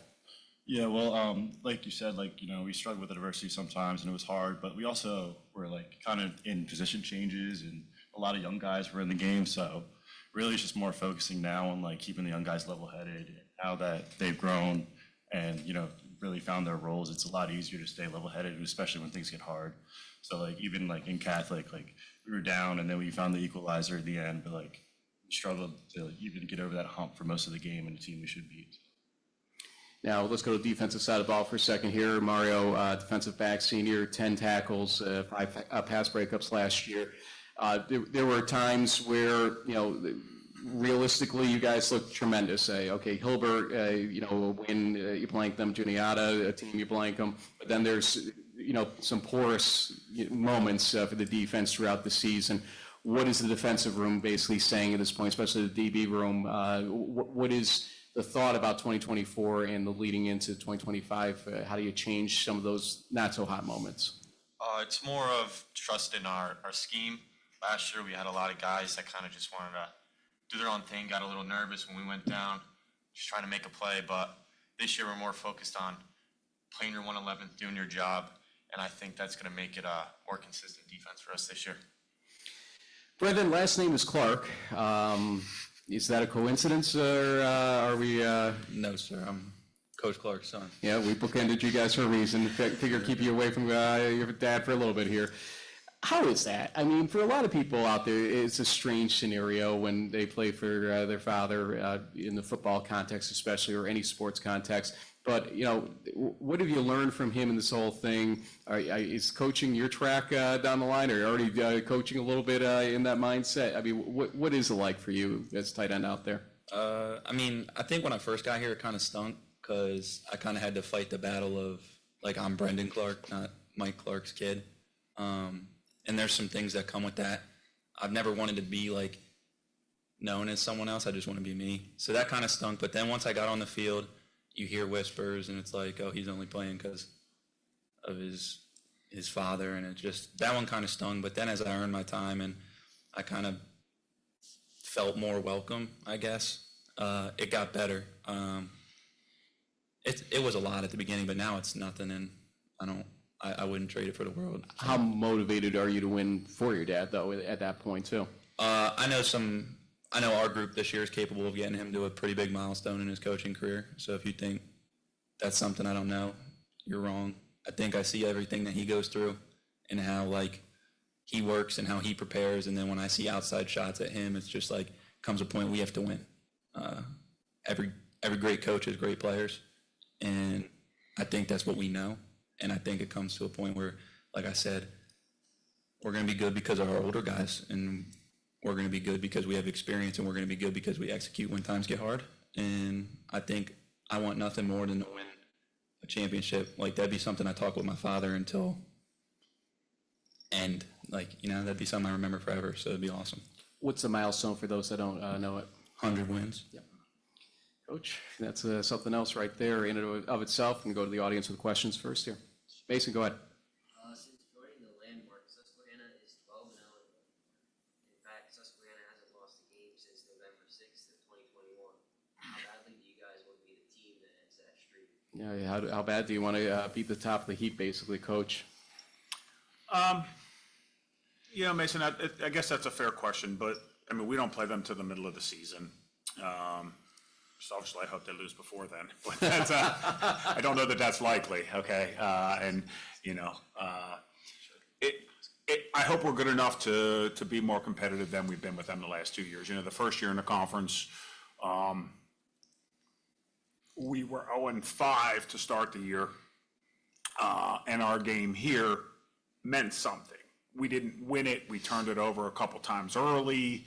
We didn't play well. A lot of that probably had to do with them, all right? But we also, you can't play a team like Susquehanna and give them the ball multiple times early, which we did. So if we're in a position, and every game's meaningful, but I just hope, at that point of the season, that our record is, I hope it's a competitive game and we give ourselves an opportunity to win. So, and if we're fortunate enough to beat them, then we're probably a pretty good football team. JB, go ahead. Yeah, Coach, I know you know this, being all the years of football, but you got to just play the schedule that you have. Sure. One of the things that I noticed, which is interesting, I haven't seen this with a lot of schedules yet. 4 out of the first 5 games are at home. Sure. Which means the back half is 4 road games. Yeah. All conference. How can you take advantage of these home games when you're playing teams like TCNJ and Dickinson and Rowan from the NJAC, but then sort of turn, pun intended, become road warriors on the back half to play out the rest of the conference schedule? JB, thank you. I think it'll just come down to, again, becoming a good team. I mean, at the end of the day, where the game is, I mean, it has a slight impact, but I mean, whether it's like referencing Hoosiers, where he measures the gym in Hoosiers, right? I mean, the field, the dimensions are the same. And so really you have to be a team that's resilient and can overcome all of the distractions and those sort of things. And I know that's coach speak, but like, maybe there's home field advantage, maybe there isn't. I mean, at the end of the day, if you're focused on the things that you're focused on, there's probably a minimal impact with respect to all of the teams in our conference. It's not like you're playing at Penn State during the whiteout and noise is going to be an issue. You know what I mean? So it's like, how can we be, again, Nick Sirianni said this recently. We started this kind of in the spring, but like, Nick Sirianni has said, we want to do ordinary better than anyone else. And I told our team, like after last year, we had a team meeting and I sat down with everybody and I kind of asked a question about accountability and made people move and sit based on how well they did or didn't do things. And by the time we counted, there was a clear reason. And I told our team this, like, that we struggle to show up or be on time. You know what I mean? And so, like, if you can't do the little things right, you can't do the big things right. It's awesome that we're home early. At some point our schedule was 6-4. Blake also had a imbalanced schedule, so we're going to go back to Juniata, and I appreciate him. We worked that out. But honestly, the locations won't matter. We're either going to be a tougher, more resilient group, or we're not. But I believe, and I think our players believe, that we can do those things. Coach, Next year, I qualify for AARP according to the mailings I get. Yeah. You have a player on your roster that already qualifies for AARP. For those that don't know, Tom Sillo has announced recently that at the age of 58, he is coming in as a freshman linebacker for your team, taking a full course load, etc. It's not a normal circumstance. This is not the oldest person as a position player. Sul Ross State had a 59-year-old linebacker from my research, but it is pretty darn close to the oldest player in Division III history and a defensive or offensive position player. What are you thinking on this one in terms of, was it his idea, your idea? How did it even come to be? You know, Dawson and I just talked about this. Tom's a local guy. Went to Williamsport High School, never went to college. Has worked in the area for a long time, really well respected and liked within the community. And at a dinner, board of trustees dinner at graduation, one of our football trustees, Mark Sittler, who's in our Hall of Fame, unbelievable player at our place, he mentions, hey, Tommy Sillo wants to come back to school and play football. Have you talked to him? And I hadn't. But we talked and we went through it, and I had no doubt when I met him that he was totally serious about it. Now, you also find out that at some point he set some type of national deadlift, drug-free deadlift record for his age group. Well, I mean, he looks way better at 58 than I look at 54. And so, you think that maybe he could do it. He hasn't played a ton of football. He is incredibly strong, but I think there will be some incredible value, Frank, in the things that Tom Sillo can bring to our football team. He's going to have awesome life experiences. He will be outrageous in the weight room. You know what I mean? And so, like, guys who don't understand those things, so I think there's some instant credibility and leadership and, you know, and those sort of things that he's going to make our team better. How many snaps does he play? I don't know. He's convinced he can play a lot. I don't know that. We'll find out. Can he get on the field? I think in some capacity, you know, but time is against all of us, right? And so, but he's not a normal 58-year-old. And I think from a leadership standpoint, from a weight room standpoint, he's going to add really positive value to our team, and that's why we decided to have, you know, to work with Tom to make this happen, I guess is what I should say. Ryan, Mario, defensive locker room, it's going to have a 58-year-old. How's he going to be welcome? How's this going to go for you guys? Either one of you, go ahead. I've already connected with Tom on Instagram. Looked at his page. We've sent a couple texts back together. Like Coach Clark said, he's definitely not your average 58-year-old. Like today, I saw he posted, I woke up to go to work before I came here. He's out running sprints at 5 in the morning. So I think as soon as he gets here, he's going to set a standard that hopefully not just for our year, but for the upcoming years, that this is how you got to act, this is how bad you got to want it. If we get everyone in the defensive room to act like Tom, lift like Tom, run like Tom, be as disciplined as Tom, we're going to be a really tough group. I will tell you that before our start of our show, we talked to Josh Ehrlich about what it will feel like to possibly be sacked by a 58-year-old, and he's not looking forward to that possibility or occasion, Coach. So we'll see what happens mid-season when you guys do get to that point. He's hard to sack, though. So yes, he is. I hope we can celebrate that one too. Coach, known you for a little while. I wish you guys nothing but the best of luck. I know how special it is for you, especially with your son on the team and everything else, to try to get to this milestone. But I know for you, it means more about the guys than it does for yourself here. Yeah, I would just say, I mean, listen, if somehow that worked out mathematically this year, wow, that would be great. 11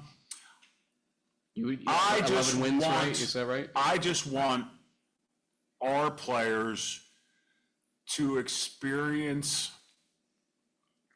more of the wins that I've been fortunate to experience as a coach and as a player, right?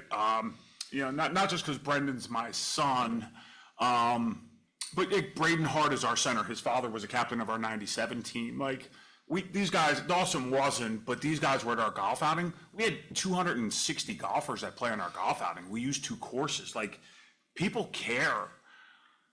And we haven't necessarily lived up to or delivered a standard that us, our families, the college, our alums can be proud of, and we're going to do those things. Like we're going to be a better team on and off the field. And it's cliche, but I believe that we reestablished some expectations this offseason, and they're going to be better. Not that they're bad people. We're going to be better across the board.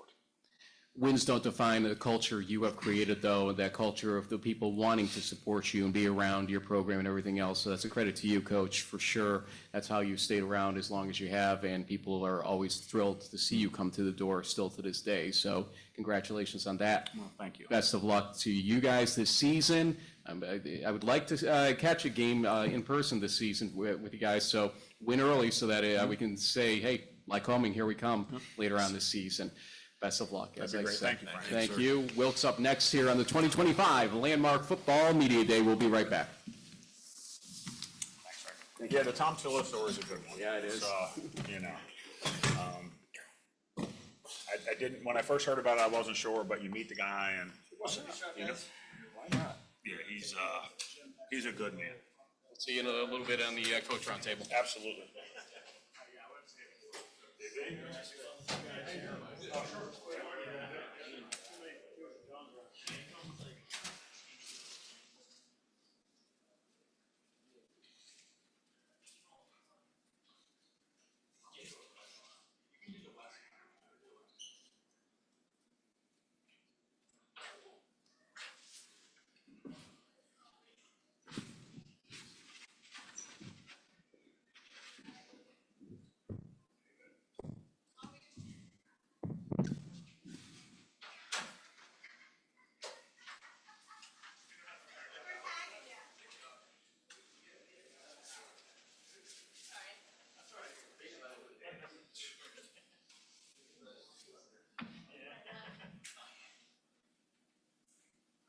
How are you, sir?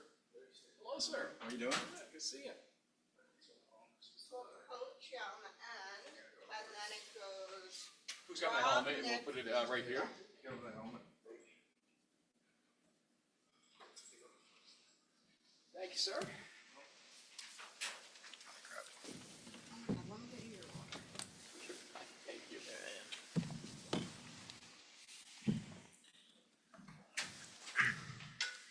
Running a little late, but we had to go into the Tom Sillo story, the 58-year-old story with Coach there. Oh, yeah. It's a good story, so. Guys, when we get back from break, I will throw it to that end of the table to introduce yourself, name, position, year, go down the line, then Coach, introduce yourself, and go right into your, little blurb about season or anything else you want to talk about. Okay. And then we'll go to questions. Cool.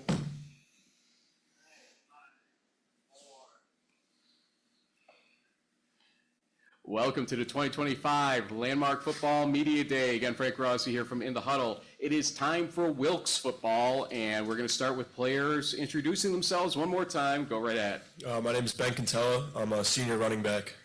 My name's Luke Baker. I'm a junior offensive lineman. I'm Nick Volpone. I'm a senior place kicker. Rob Barberi, junior defensive back. I'm Dave Beaver, head football coach at Wilkes. Coach, go ahead. Really just excited to be here. This has been like a kickoff for the end of summer, getting ready to get the juices flowing for the season. So we're excited to have a group of guys here and get ready for camp that starts next week and get the season rolling in a few weeks for sure. I know this guy named John Drock, who's now at my alma mater, Union College, and I know from having lunch with him recently that he's still a big Wilkes fan. Even though he went up to there, he still is proud of what he started to build and that you're continuing here now. And a 7-4 season, to say the least, is a pretty good season last year. What went right? What are you carrying forward to 2025 to say, guys, we can even build off of that with those 7 wins last year? Yeah, I think for us, I think it was the culture. I think the change of culture, the family mindset that we brought in really set the tone for who we're going to be. And I think that shows with the amount of freshmen that have jumped on board and really turned the roster over from when John was here to have a roster that's about 75% different kids. So we're excited about that and the growth aspect for us and really the leadership of the guys that are sitting here and the guys that are at home that are getting ready for camp. I think that's where we're really focused on is that culture and that mindset of we can play with people and it is time to kind of show who we are. So Rob, 69 tackles, 3 interceptions, 7 pass deflections, rightfully first team all landmark at 5'10", 175. I mean, you're playing well outside your frame out there. What is motivating you to be that guy out there? And to what degree is it pride? To what degree is it just, something else out there that's making you that kind of special player right now? Yeah, I mean, obviously I'm not going to be the biggest guy out there, but I give credit to my coaches for putting me in the correct positions, my teammates, just putting me in positions to make plays. And I believe in myself. I believe I can make any play. And it's been that way my whole career. I haven't been the biggest guy, so I'm just able to make plays with heart, like you said, pride. So stuff like that is what I lean on. Now we're going to go a little shorter even, though, because Nick is about 5 inches shorter than him, but 8 for 11 in field goals. You're the only kicker that got brought here today. So credit to you, obviously. 154 career points for Wilkes.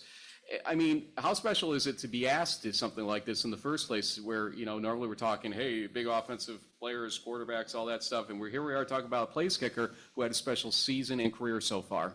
Yeah, it's definitely an honor. I definitely pride myself on my teammates and the hard work that they put in. They also got me in this position as well. It's just awesome to be in, and I'm just trying to live in the moment, take it all in. We'll keep it up. Now, Luke, speaking about keeping things up, it's tough to find stats on O-linemen because we just don't keep stats about you guys. Whenever it goes All-American, we're all like, okay, how do we compare these guys? But there is a key indicator for your offensive line, and that is, I believe you only gave up 8 sacks last year versus the 30 that your defense achieved.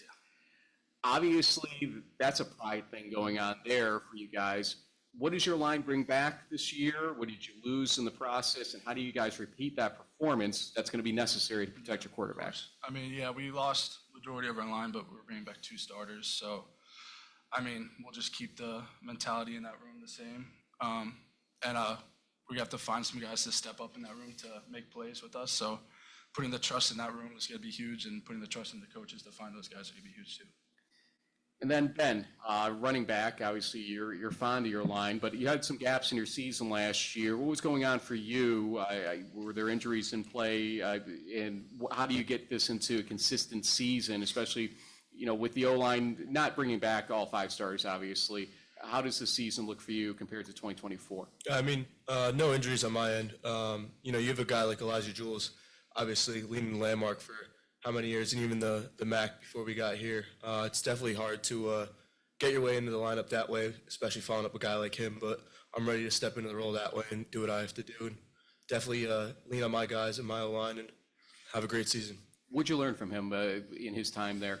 Honestly, a lot more than I thought I would. A lot of patience and just leaning on him in different little things, learning the playbook. Obviously, when I came in, he was still a vet. When I came in as a freshman, he was a junior when I came in. So just leaning on him more so with the playbook and just different little things in pass pro and all things like that. We're going to go to our audience with questions, and Mason has one. So the Landmark Conference has some pretty good offensive talent. How do you guys think you can slow down teams like Susquehanna or Moravian? Yeah, for us, I think it's a week-by-week basis on who's there, who's healthy, and who's ready to go. And for us, it is a tough league, and that's the exciting part about this league is you have to show up every week or you're going to go home very upset. And it starts from the top of the league to the bottom of the league, but it's really about getting our guys to believe in who we are and what we've done to get them here, and then let them just go play free and fast. And that's kind of what we lightened up last year with, was less X's and O's and more let's go play and be who we are and let our guys play fast. And I think that showed on tape last year, and we're going to grow on that this year. I think my co-host James Baker from In the Huddle has a question for you. Yeah, so you guys have a mayor on the stage with you right here, and you get your first game for the Mayor's Cup on a Thursday night. That's got to be pretty exciting, week 1. Tell the mayor over here why he should be in attendance for the Mayor's Cup. Yeah, I mean, I think it's one of the best rivalries in all of college football. We share the town. Like, it's legitimately a square in town that's not covered by red or blue. And it is a rivalry that you see every day. You're on campus, you drive by the buildings, you drive by the billboards. They're not a group you could ignore. And it gives us motivation all off season to train on the days you don't want to train and work out in the summer when you don't want to work out. And if a mayor wants to come hang out for the Mayor's Cup, it's going to be an exciting night on Thursday night in Schmidt Stadium for us and for our team and our environment environment to build on that. And I think it's very, very exciting for the city of Wilkes-Barre and Kingston to have two good football programs that are really are peaking right now, and excited to kind of see what this clash is going to be on September 4th. Kings had quite a season themselves last year, so it could be very interesting.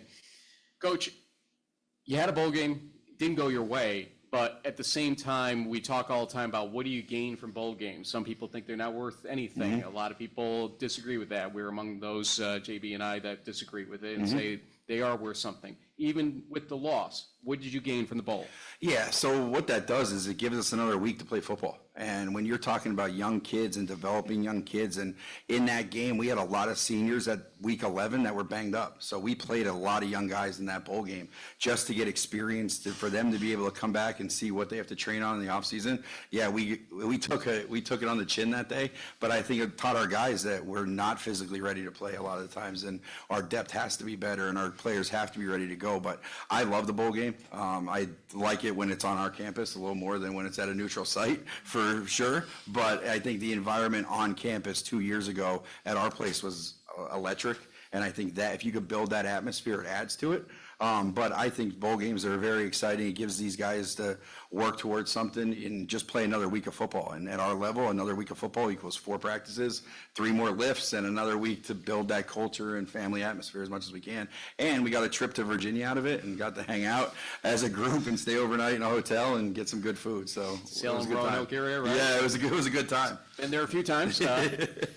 Okay, guys. I've spent plenty of time on sidelines in my career doing this, and 30 years coming in, October, I believe it will be for me. And there's 2 groups of players that I have learned are the characters of teams. It's just talking to them on the sideline when I'm not supposed to and all that stuff. Kickers and offensive linemen. So I'm going to ask the 2 bookends here of players, who's the bigger characters on your team? The kicker or the offensive lineman? Absolutely not even close, this guy. It's It's the kicker. It's the kicker. Yeah. Why is it the kicker? He's just that guy. If you're having a down day at practice, you could just look over at Meat. We call him Meats. And he's just going to pick you up no matter what kind of bad thing happened that day. He's always got that energy. So Luke's a little quieter on the quieter end. So Tell me more about Meats. Anybody? I mean, he whenever we're having like a down day at practice or it's a little bit quieter, he always brings the energy, gets us riled up at practice. So it's always fun to have one of those guys on the team too. And great personality, gotta say. Great personality. Thanks, guys. And I appreciate you guys making it look good here. You asked why we bring a kicker to media day is because of the personality and the enthusiasm that this guy brings to work. And he's been at an internship all summer with the Philadelphia Union, and that energy and enthusiasm is carried over to that. And really just kind of stacking that on top of stuff is the reason why he is here today. He's one of our academic leaders. He's a guy that does it right in the classroom, does it right off the field, and brings that energy on the field. And yeah, he is a kicker, but he is our personality. He fits who we are. With the last name like Valpone, Paisan, you're doing it right. That's all I'm saying. But no, guys, great culture, as you said, Coach, at Wilkes, and it looks like there's a lot of growth still going on. John Drock left it in good hands for sure, and you guys are continuing the legacy and the culture that he left you for sure. So best of luck this season. Perhaps see you on Thursday, September 4th, which is not that far away. Month out. We'll talk to you guys soon, and we'll come back soon here with, I believe it's WestCon, the new guys on the block here in the Landmark. It's the 2025 Landmark Football Media Day. Yeah, we're good. Cool. Thank you, sir. Thank you, guys. Great job. Great job. Thank you. Baker. Don't hit meats on my head. Don't hit meats on my head.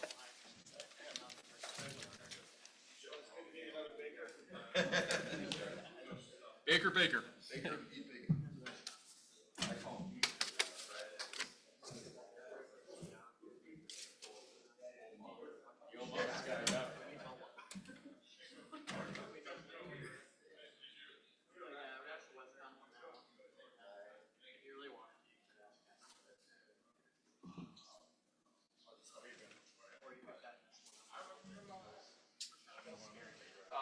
Fawcett, Jackson, Rienzi, Jones.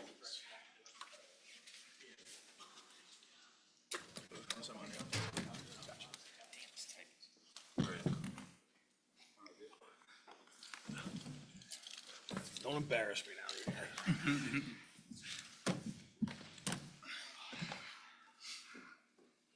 Come on, you're following up meets the kicker. Meets the kicker, I yeah. know. Okay, guys, so when we get to it, we're going to have you, as I said earlier, introduce yourself by name, position, year, coach, introduce yourself, and then jump into a statement, and then we'll roll with questions. Let me know when you're ready. You're fine, go.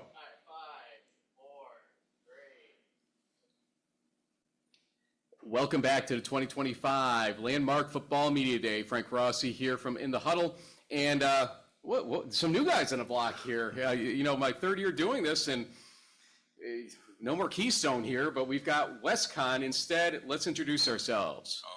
Marcus Fosa, junior, wide receiver. Kyle Jackson, defensive line, grad student. Dominic Granzi, senior, inside linebacker. I'm Kevin Jones, the head coach. Coach, take it away. I can't tell you how excited we are. Now, the scariest thing in the world is to be a D3 team with no conference, right? So we're like so happy to be here. But looking at this conference, everything from the day we joined up till now has been first class. It's been great, from the commissioner, the head of the referees, everything you guys doing this day. So we're just excited because we care about football. And now we feel like we're in a conference that cares about football too. And that's, you know, I wasn't the head coach in the other conference, but from what my experience has been so far, we are so happy to be here.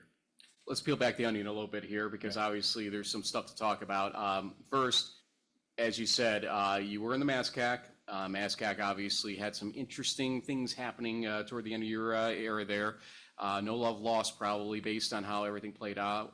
When I covered the game last year, Coach Loth had nothing good to say about how Castleton was treated. Luckily, they find a home. But you had already found a home in the Landmark, and it seemed like an optimal scenario based on just the teams, the history of those teams that you're going to start playing here. Some may claim it's an upgrade. We won't go there for now, but it's something great as a landing spot. How did you find out this was even in the mix as a coordinator back when? And, how did it become real? Well, it was one of those things where obviously the athletic director is having conversations, and it comes back through the head coach to me as the defense coordinator. Hey, there's a chance. And there was a couple of conferences we were talking to, and I, heard the list of conferences, and then Landmark, I was like, that's where we want to go. And the reason why I say that is I remember those Lycoming teams in the 90s. Mm-hmm. Like, I've seen what Tom's done with Susquehanna. I met Tom years ago when I was at Stanford High School, and he was coming in. He was a young coach, coming in when he was at Muhlenberg recruiting our guys. My wife was a former field hockey player at Catholic University. So I've already, as the minute I heard that, I'm like, she's going to love this. And now she's been wearing her Catholic stuff around the house. And they're going to kick our butts. So I don't want to hear that anymore. But I just feel like this conference, being new and being able to get into this conference, we are going to have such a great experience for the student athletes because of how much everyone cares about football in this conference. I'm going to stick with you for one more. Coach Loth, mid-May, says, going to Southern Connecticut. Yeah. You basically look around like, what happens next? It's late in the process for that to happen, and best of luck to him for sure. It was great to get to talk to him last year, but you get put in this position. You've been coordinator since 2018, an assistant coach at WestCon since 2016, if memory serves. Yep. Here. What was your thought process even when that happened, and how are you ready for this role now? Well, the process is a strange one when it's happening in early May, because, and for the people sitting out here, if you don't know, there's not a lot of jobs open in May when it comes to football. So, there's a lot of, the staff was worried, like, do I have a job next year? So when they came to talk to me about taking over, the answer was obviously yes. I have a very unique perspective on things after 34 years of doing this. And I am not the guy that tells my coaches what to do and then I leave early while they do it. Like, we hang out together. We watch the Thursday night NFL games together. Like, we do things together. So I love my staff. And I think that's one of the reasons why every single one of them stayed.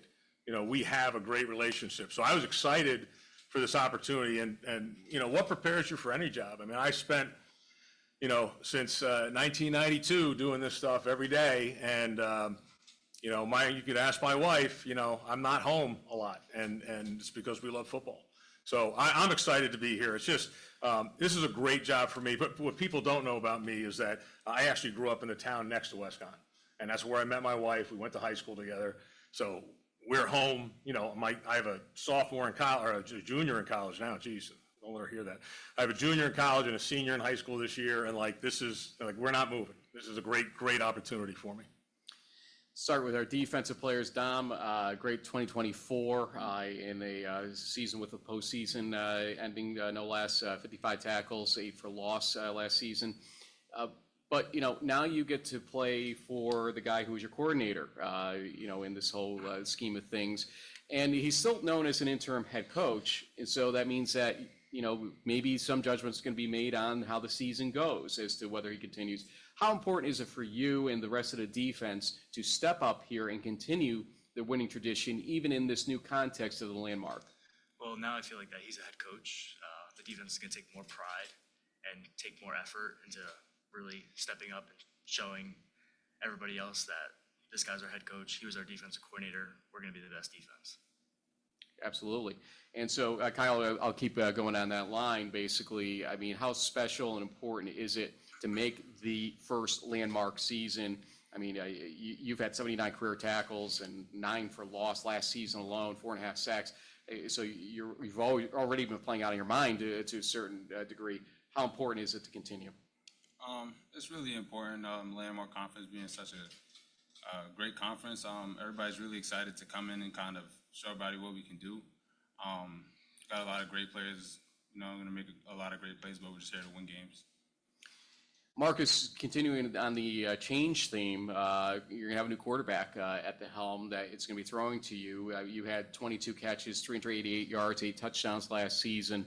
And, you've seen some prolific quarterbacks come through Wisconsin.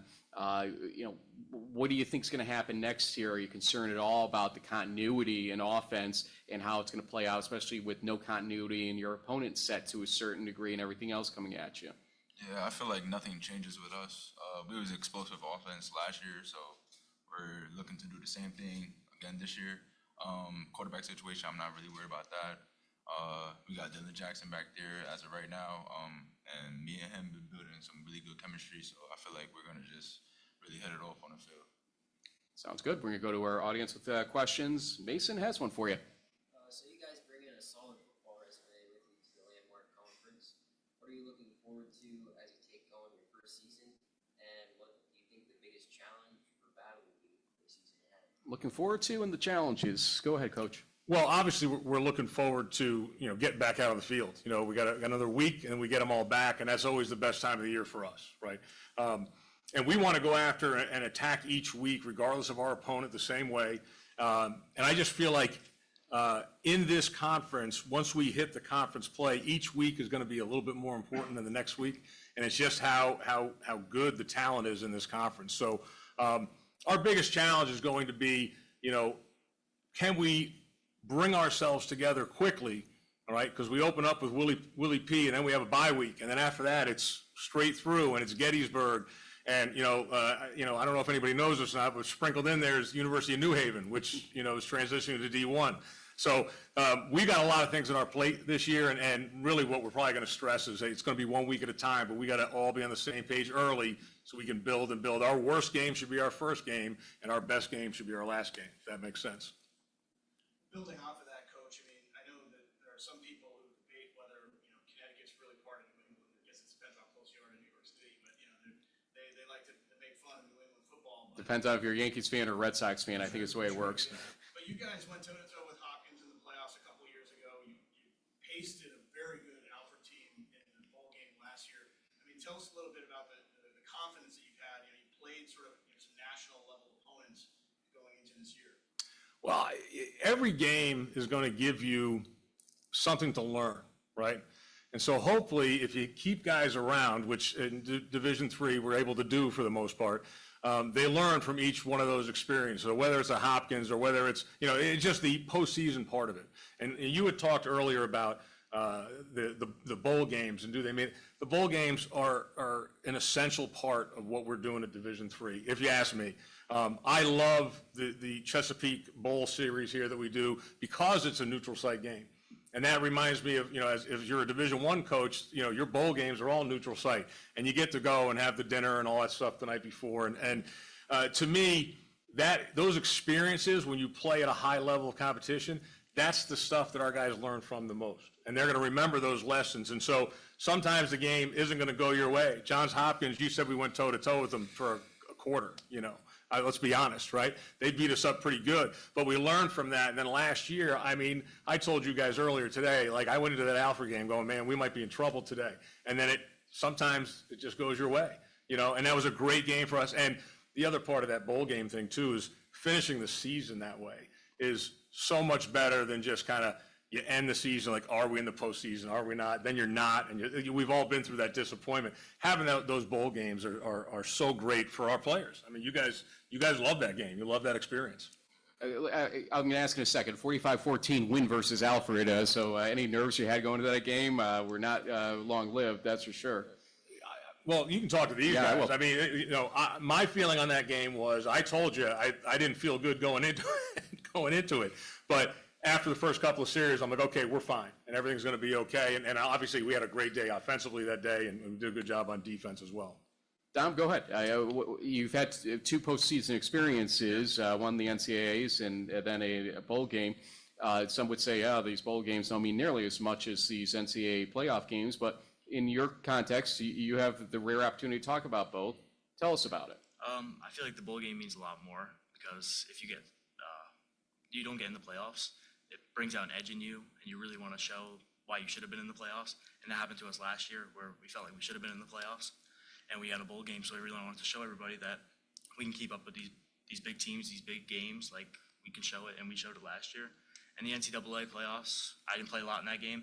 Can't really speak on it. I just watched from the sideline pretty much, but we know what a top competitor looks like now, so we're ready for it, especially in this conference with a lot of top competitors. Kyle, any thoughts on that line? Just to kind of go off here, kind of the same thing that Dom was explaining. Playing teams like those of Johns Hopkins, I feel like you gain a lot of experience and you learn a lot after the game's all said and done. You kind of look forward to next season, especially with those being like the last games. Like Dom said, you go into the next season with a little bit more fire to you, ready to get back to the playoffs, not just have a good regular season. Everybody comes back fired up like after the ECAC Bowl. Everybody's ready to go. We're ready to win games, ready to try and make a playoff push. And Marcus, I'm going to let you kind of finish here. A lot of people are not taking WestCon seriously in the landmark yet because, hey, you're the new guys. They play the MASCAC, so who thinks that they're going to be that strong in the landmark and everything else. Fire a salvo here to the degree you want to in terms of what should people really expect from this team. Yeah, if you want to sleep on us, you can. You know what I'm saying? It's just we're gonna come in here and play our game. We're not gonna try to play anybody else's game. Take it one snap at a time, and just be who we are. We know WestCon football, so we're just gonna stick to it. I've been around WestCon football enough from where I live and getting to a game or two or three to know for sure that you never sleep on WestCon, that's for sure. And Coach, this is an exciting time for WestCon football. Yep. I'm excited for you as well, and I'm hoping for success enough to get you into that full head coach role because as talking with you, JB, would say the same.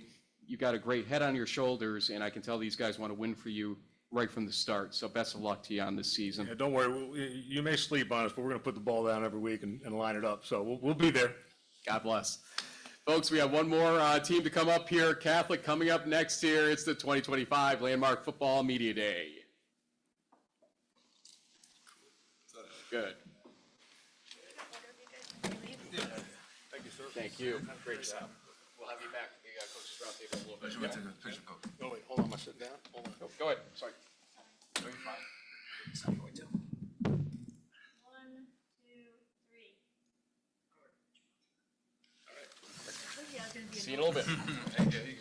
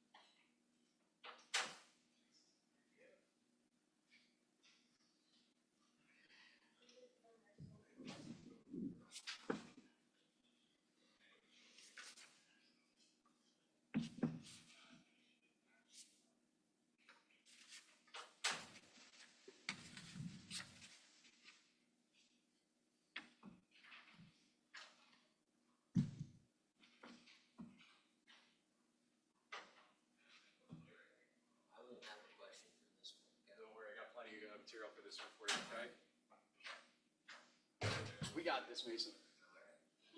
Wow. Barely recognize you looking fit and trim over there. It's dropped off easily is the wrong thing to say. Yeah, I know, but still, you look good, man. You look good. Yeah, I had to go with a little more tie and shirt because, Here's you right there. Coach, you're down here with me. okay, great. The days of fitting in the other shirt didn't make it, so. Okay. See you, my friend. Did you guys bring a helmet by any chance? We did. You got it? Go grab, thank you, coach. Don't want you to feel naked over here without the helmet. I won't say anything. Guys, when we start up, I'll have you introduce, we'll start down there, introduce yourself, name, position, year, and then we'll go down the line. Coach, introduce yourself on your turn and give any opening statement you want to give. So we'll wait for the helmet and then I'll get my thumbs up and all that stuff and we'll get going. Okay. I'm Lawson Haylock. I'm a rising senior and I play defensive end. Sam Dumas. I'm also a rising senior and I play linebacker. Cade Corbett, rising senior. I play wide receiver. Coach. So Mike Attilius, the head football coach, and glad to be back at this event. Coach, let's talk for a second here. Okay. Because obviously we'd be remiss if we didn't talk about the fact you weren't here last year. You and I have been friends enough over the last few years, and normally through just football, but football became more life than just football for you last season. You weren't able to join us because you were diagnosed with brain cancer and went through a lot and fought to stay with this team as much as you could throughout that process. Take us through your 2024 and 2025 so far and how important it is to you to be able to get back on the sideline for 2025 more so than last year. Right, yeah, and I was able to be around the games for 8 games last year for the team, but you know, I think huddle's great because even when I wasn't available to be at practice, I could watch what the guys were doing, and then have you know, call the coaches for adjustment. And because I would get it sometimes a day late, they would already say, "Hey, coach, I'm on it." But then I got to go to the to 8 of the games. Well, really 7, I would say, and because one of the games I had to be up in the press box. But it was incredible to see the attitude from the team and them. You know, I wanted to come and talk to them about, you know, hey, why'd you let that one slip by on the 3rd down? And they wanted to say, hey, coach, how you doing? You know, and the assistant coaches who stepped up and made sure that we weren't missing out on anything. We ran it the way we wanted to run it to be the Catholic University of America was incredible. And so that went through the season. By the time we got to the last game of the year, I was able to be cleared to be with the team the whole time. So made all the practices, traveled on the bus with the guys. And it was a great time, you know, and then once the season's over, I was able to go full-time back into recruiting and be around and be involved. And that went through the spring. And so we are now heading into 2025. And it's some of the assistant coaches have a little different attitude now instead of me just saying, okay, let's review this sheet that tells us, like, I got it, coach, I got it. And that's an awesome thing. So I can step back a little bit and watch them grow, how they've grown. And these guys too, the players, how they've grown in saying that this is a game that's football is a game that's supposed to set you up for what's next. On the field, you know, I know you have an expectation of excellence. Some would say, oh, it's 5-5 last year, but it's also your 4th straight non-losing season. And you came in at a time when, you know, the Catholic football was not at a, you know, let's say positive level at all times, to put it lightly. And to be able to still have that 5-5 at the very least last season has to give you some positives to work off of for 2025. Take me there. Tell me about what you saw from last year that you're thrilled about for 2025 on the field. Yeah, what you said is correct. That the guys who just graduated, for them to have gone through Catholic University and to graduate without having a losing season, I mean, that doesn't sound great, but that's what they did. And they're the first ones since the 2000 graduates to do that, and that's been a long time. So it's been building. What does that mean for this year? It means, you know, it means these guys understand that we're taking another step, and it's time to go up. And it's showing up on the way they work with each other, the way they pull things together, the way the team is set. You know, but does that mean anything yet? Not yet. You know, we get to play these games, and it's a fantastic sport because we do.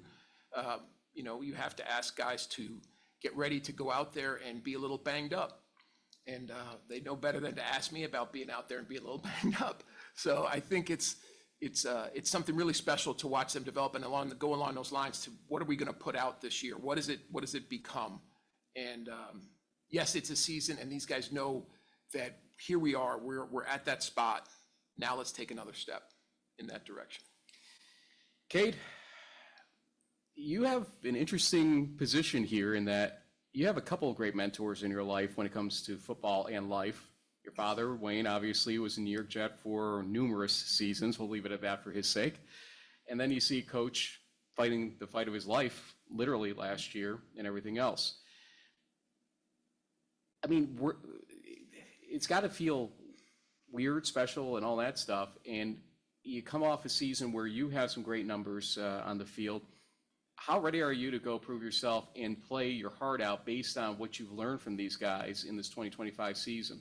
Yeah, I'm forever grateful for, all the people I have around me, especially Coach, and my dad, always being there for me growing up and introducing me to the game of football. I'm very excited to be able to give back to them. That's kind of what this season's about for sure. A lot of people, they do it for themselves or they do it for other people. Like, definitely want to do it for my family because, making up the 4-hour drive to DC is tough, but they do it every weekend. My mom cooks at the tailgates and stuff. So just repaying the people that, invested in me and, saw something in me, maybe when I didn't see it in myself sometimes. So definitely excited to be able to, pay homage to the people that, took care of me when I needed it most. What's your mom cook that's the best at the tailgate, out of curiosity? So these guys know, but she makes a mean chicken sandwich. So we have like a griddle and everything, and then she does like egg sandwiches in the morning for the parents, and then after the game, she cooks like 3 pounds of chicken and feeds the entire team. She's always giving, so that's why I'm very appreciative of her. If I get to a Catholic game this season, I will be looking for that chicken sandwich. I'm just saying here. Sam, interesting thing about you. You were a tight end, I believe, coming in, and you made the transition. We had this happen at one of our other teams today. Somebody came in as a running back, became a defensive back. You go into linebacker mode because obviously tight end a little bit larger. Linebacker seemed to fit you, and then you have a 40-tackle season, forced fumble recovery last year. I mean, what made you want to transition from that offense to the defensive position, and what made you want to play for this team that badly to do it, and any regrets? I have no regrets about moving. What really piqued my interest was just having that opportunity to step into a role and immediately help the team, where on offense I might have taken a few more years to kind of contribute. So, but I've always been used to playing in space and being around the ball, so I found that a lot of those traits have really transitioned over to defense, so it helped me make some plays. And we look at Lawson, who transitioned in a different sense because he went from nose guard to defensive end. 27 tackles, 5.5 for loss, 76 career tackles. Why did that move for you, and how did it feel going to the bookend, basically, in that defense? So the move wasn't quite intentional. Like, I got hurt at the end of spring ball my sophomore year. I tore my labrum. Because of that, I lost probably around 20 pounds. So my coach is like, yeah, you're not a nose anymore. We got some guys coming in that can actually play that size. And for me, like, I'm more of a, I'd say hybrid. Like, my thing is more speed. So being on the outside gives me more of a chance to just show off my skills and just to play my game. So it looks like you succeeded at that. So congratulations on making that a successful move for you. JB, you have any questions? Yeah, sure. Just interested. I mean, I know that last year's week 1 was a surprise. You had the opportunity to kind of get that one back at home under the lights on a Friday night. How excited are you guys to open up at home on a Friday? Coach, go ahead if you want, and then go to the players. I think this is, back it up a little bit. I don't like playing on Fridays because it hurts recruiting and does some other stuff. I feel like college football should not be played on Fridays. But the way D3 works, moving it, if you want to move it earlier, Friday's the best time to do it. And so that's where we're going to get it. And then to do it Friday night makes sense. And then, like you said about playing McDaniel in this game, we have some work to do, and this is a chance for us to make it nice, turn the lights on, get everybody excited, and get that stadium full, and let's get it going. And I think that, I don't want to tell them how to do it or what to do, but I'm going to tell them how to do it and what to do. So They have a good feeling for it. And we talk a lot about go 1-0, and that's the opener. So we need to go 1-0. And what does that mean? That means, 1-0 at practice, 1-0 in my drills, 1-0 on this rep. And as you build that 1-0, it'll add up to a good week. And Kate, chicken sandwiches on a Friday instead of a Saturday. But sure, go ahead, for you were sure. going to jump in and talk about what that game means to look like. Yeah, I was gonna say definitely excited to play them again. Friday night, it's obviously special to play under the lights. But I think for us, the biggest thing is just staying focused on the task at hand. We're coming up on camp, so just to take it one day at a time. And like Coach said, go 1-0 each day in camp, each rep in camp. That's definitely the biggest thing for us.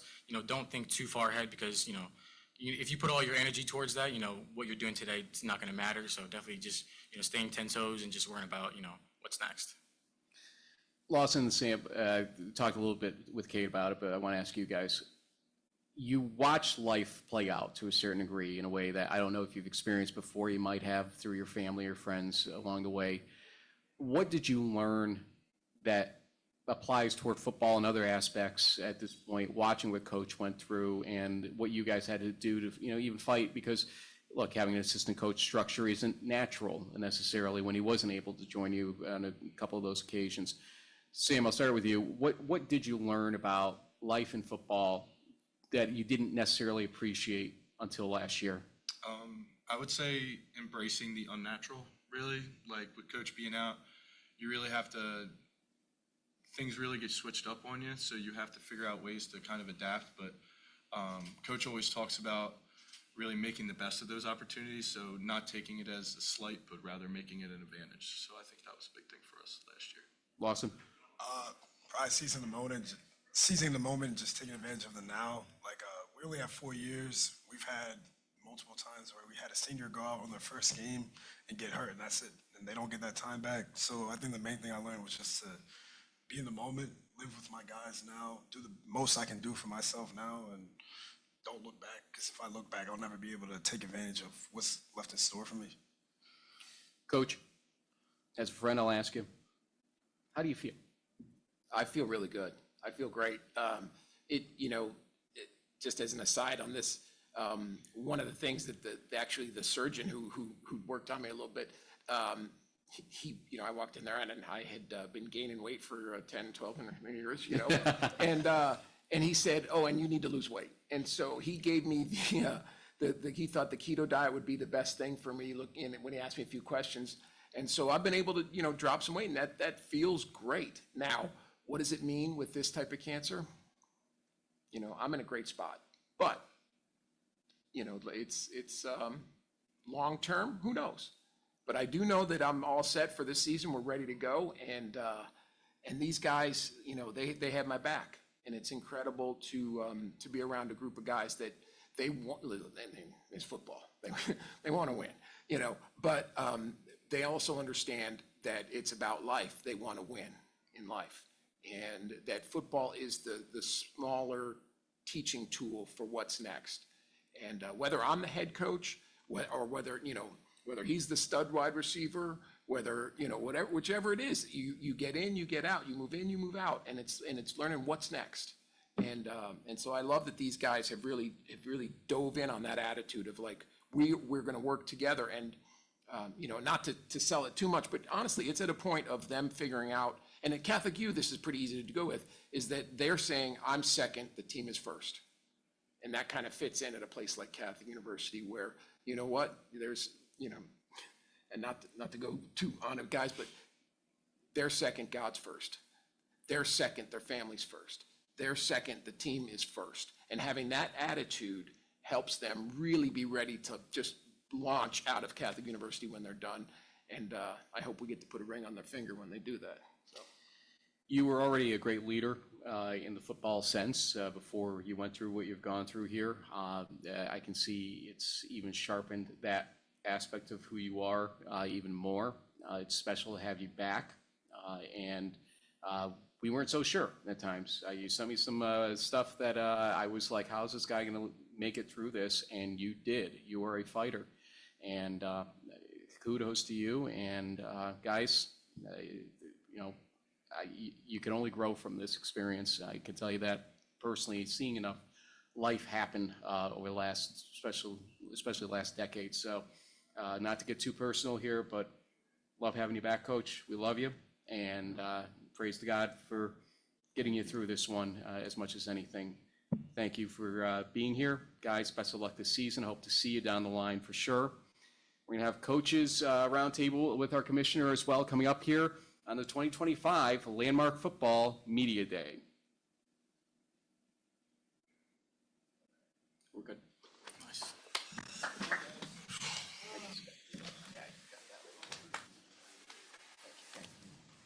Stick around though, because we need you in here. Yeah, So yeah. we pop out and then pop back. Okay.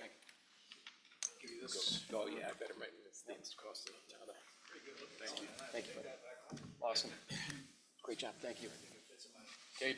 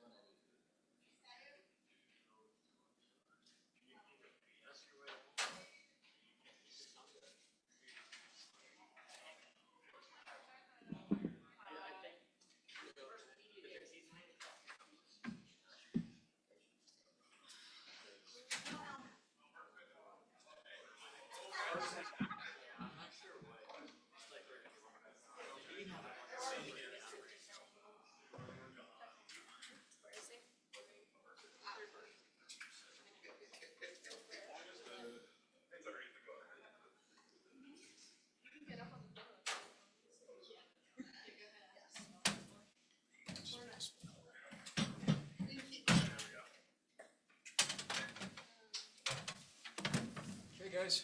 The same order you basically ran with Perk starting here. Second, right? Jeff? Yeah. Me, David? Katie, I have you on the end down there. You got it. JB's here. I got his name card here.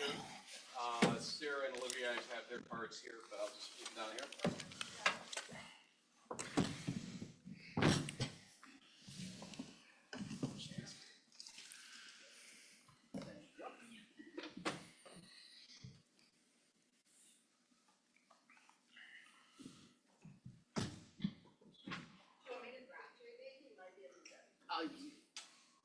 I figured he was just going to walk in and sit down when he gets to it, but if you want to see if he's that close to done, we'll wait for him.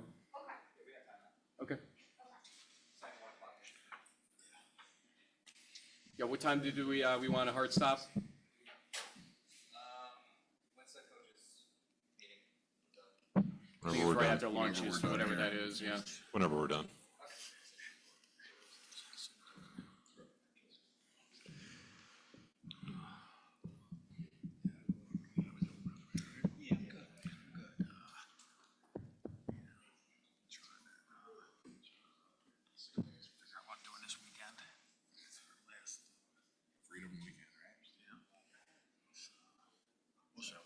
See my parents, but they're going to the shore. Smart. Starting Saturday, but I don't know if they're worth going down there for one night. Cool. So, I was down in Sea Isle, May and June. Name cards visible stacked like this? Cool. Thank you. You know, but find out how to. Right here. Look at this crew. 5, 4, 3. We're back with one of my favorite parts of Landmark Football Media Day, this time the 2025 edition, and that is our Coaches and Commissioner Roundtable. And first things first, we have to thank Katie Boldvich, our Landmark Commissioner here, as the person that puts this all together. Katie, first I want to say thank you for all your hospitality. JB and I very thankful for everything that you do to make us feel at home here, invite us back each year, and getting JB up here this time around, which is a nice change of pace as well. A little bit of a year of change for the Landmark Football Conference, Katie. Keystone, not here. WestCon is here. I know there was a goal to get us up to 8 teams because it's always nice to have that even number for Saturday purposes, but didn't quite happen. Tell us about the changes that we're seeing and how you're feeling about it and what the future may hold here. Yeah, really excited for WestCon this year and to have the guys drive up. I think that speaks to their commitment to the league as well, to be here for this day, which has been important to our group. We're one of the only conferences that does in-person media day, and I think that kind of speaks to collegiality of our coaches, be able to come together for a preseason meeting, do some community service. So they're already great partners. So happy for Kevin and the guys to be here for sure. Looking ahead, you're right. 8 is the magic number. I'd love to build a brand new college directly in our footprint, open to any mascot or college names or great majors we could have. That would be perfect. But definitely always on the lookout, always trying to figure out what the landscape is. Higher ed is volatile at best. So I think these next few years we'll continue to see some changes, and part of what makes the Landmark great is I think we're ready, we're nimble, we're on the lookout. I'm excited to see what happens in the next few years, but I'd be shocked to see us at 7, 5 or 6 years from now, that's for sure. Well, we're going to talk about some of the things here, and I'll specify a coach, individual coach sometimes, but feel free to jump in however you want, gentlemen, and Katie as well if you want to. JB's back with me here as well. Perk, last year I remember kind of asking this question, and then watching some of the results play out in 2024, it's clear that they're gunning for you. They took it for real. That Moravian game was clearly a game that was closer than most of us so-called pundits thought it would be.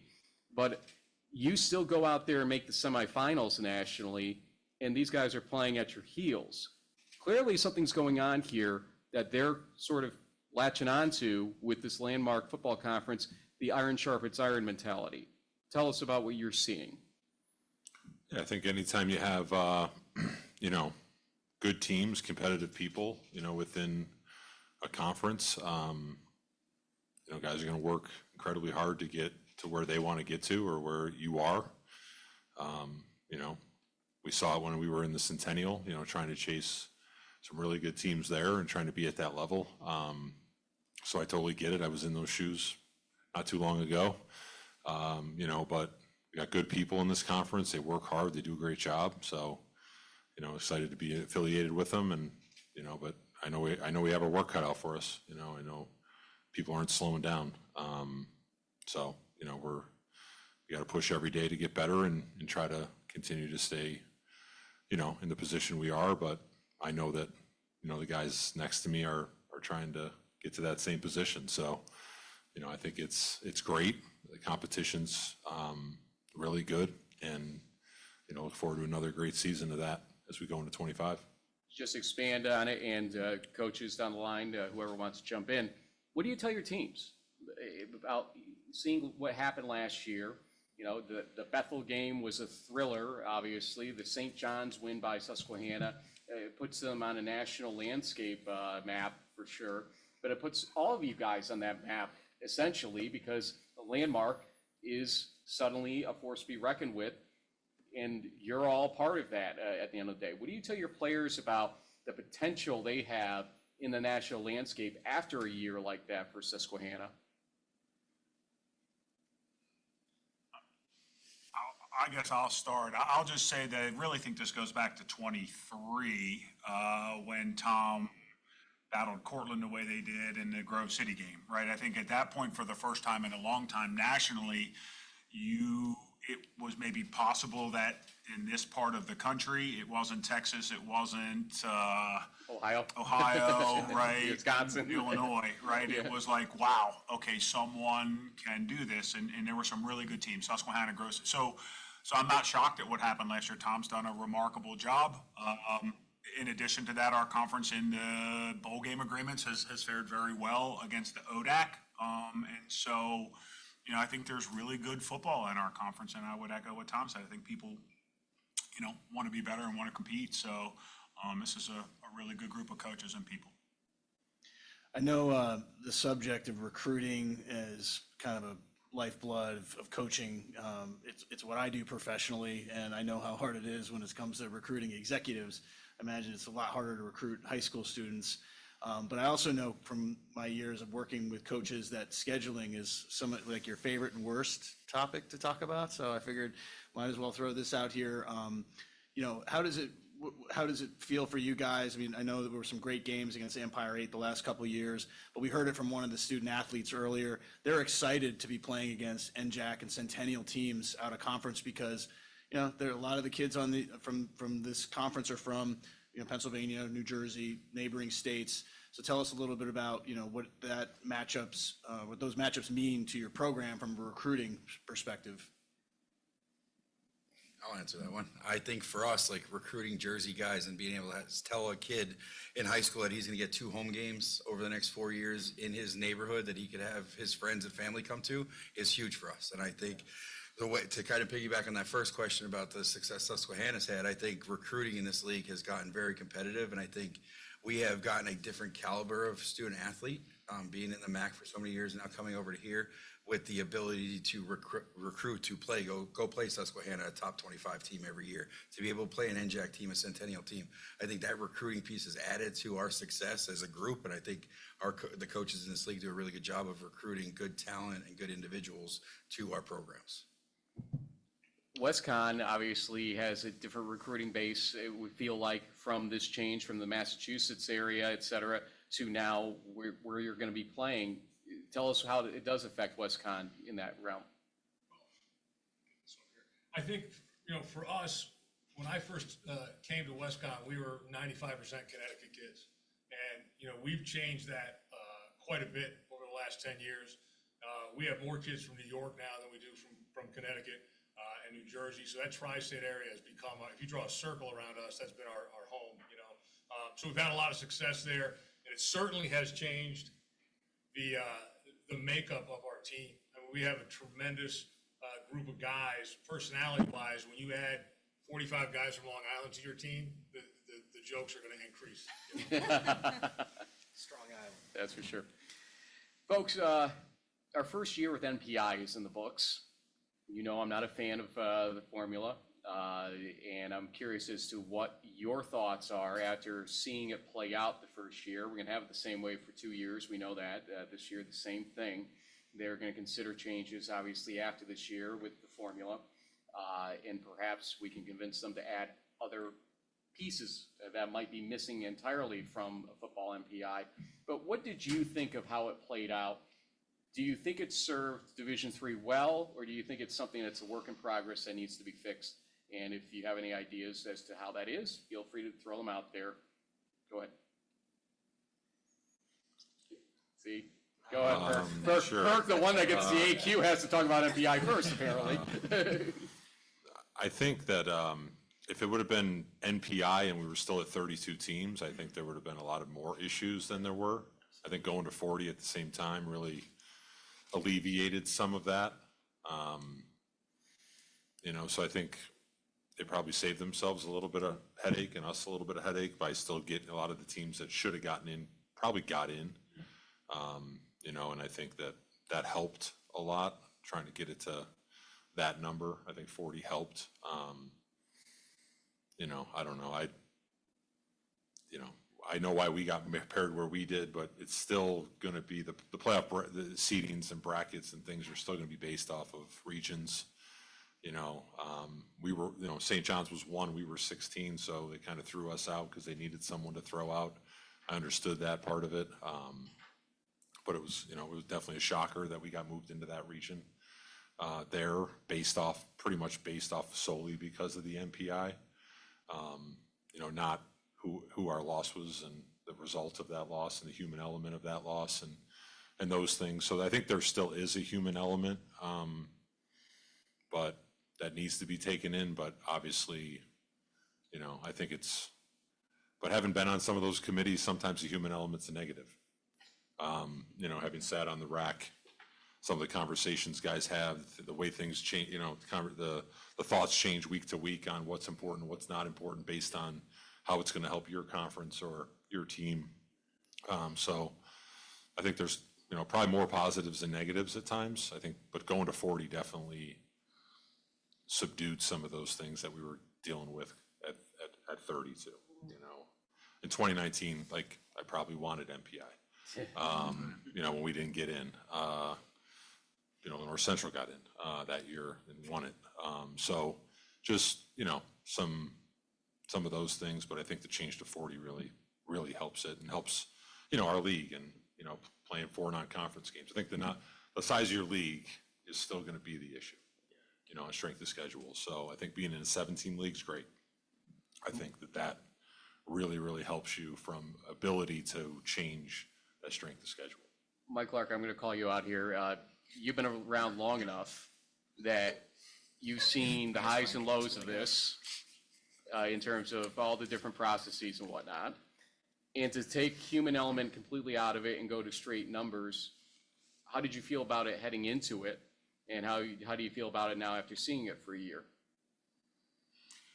I think mostly agree with Tom. I mean, the reality is there aren't 40 teams that can win a national championship. I'm not sure that more is always better, right? I think there are clearly teams in the past that have been left out of the process that were better runners-up than league champions. I understand the Division III philosophy of inclusivity, right? So I think 40 is a really good number. At 32, there were clearly good teams left out. So, the human element, I mean, that's hard. Going back to 2012, we got left out after when we should have been in, we were ahead in the regional rankings till the last weekend and won and got passed. So those things happen. But there's one surefire way to do it. You can talk about the NPI and those kind of things now as being a runner-up and hoping to get in, and so the clarity is good, but I'm more concerned with trying to think, can we compete to win the AQ, which would take a lot of it out of it, right? If you're not the AQ team and you get left out, well, I mean, it's just, that's our problem, So I think it's fair. Nothing is ever right the first time around, so there'll probably be some tweaks as we go through it and get more information and look at it. But for now, it's what it is, and I do think it's, with the expansion to 40, better than where we were 2 years ago. We're gonna have some fun with this one. Go for it. So, I'm curious from a coaching perspective, when this guy shows up, is this like, oh great, in the huddle is here, or is it, oh no, it's Rossi? Kirk, don't you dare. Depends on the severity of the game and if you win or lose, I guess, whether you want to, because he's going to hit you with hard questions. You got to know that going in. So I think that's always the issue, but I like having Frank here. It's great. Publicity does a great job with the in-game moments and posting to social and, some of the big plays and that type of stuff. So the more the merrier when it comes to, good publicity for us and our conference. I'm just glad I was here to make sure there was video evidence that Josh Ehrlich got over the plane of the goal line on 4th down and goal. Yeah. With a minute left in that game. They were not even a minute. If you had used your timeouts differently, that would have been something else. That was my fault. I'll take it on the chin. Yeah. Coaching advice, Frank? Come on. Yeah, absolutely. He knows I love him. Coach Gutt, watching him last year, you can sit back, Coach, for a second on this one. And seeing him here today and looking fit and trim and everything else for all you guys, how special is it to have a brother in arms back that you weren't so sure what was going to happen with him with the way things played out just a year ago when he wasn't even here for this media day?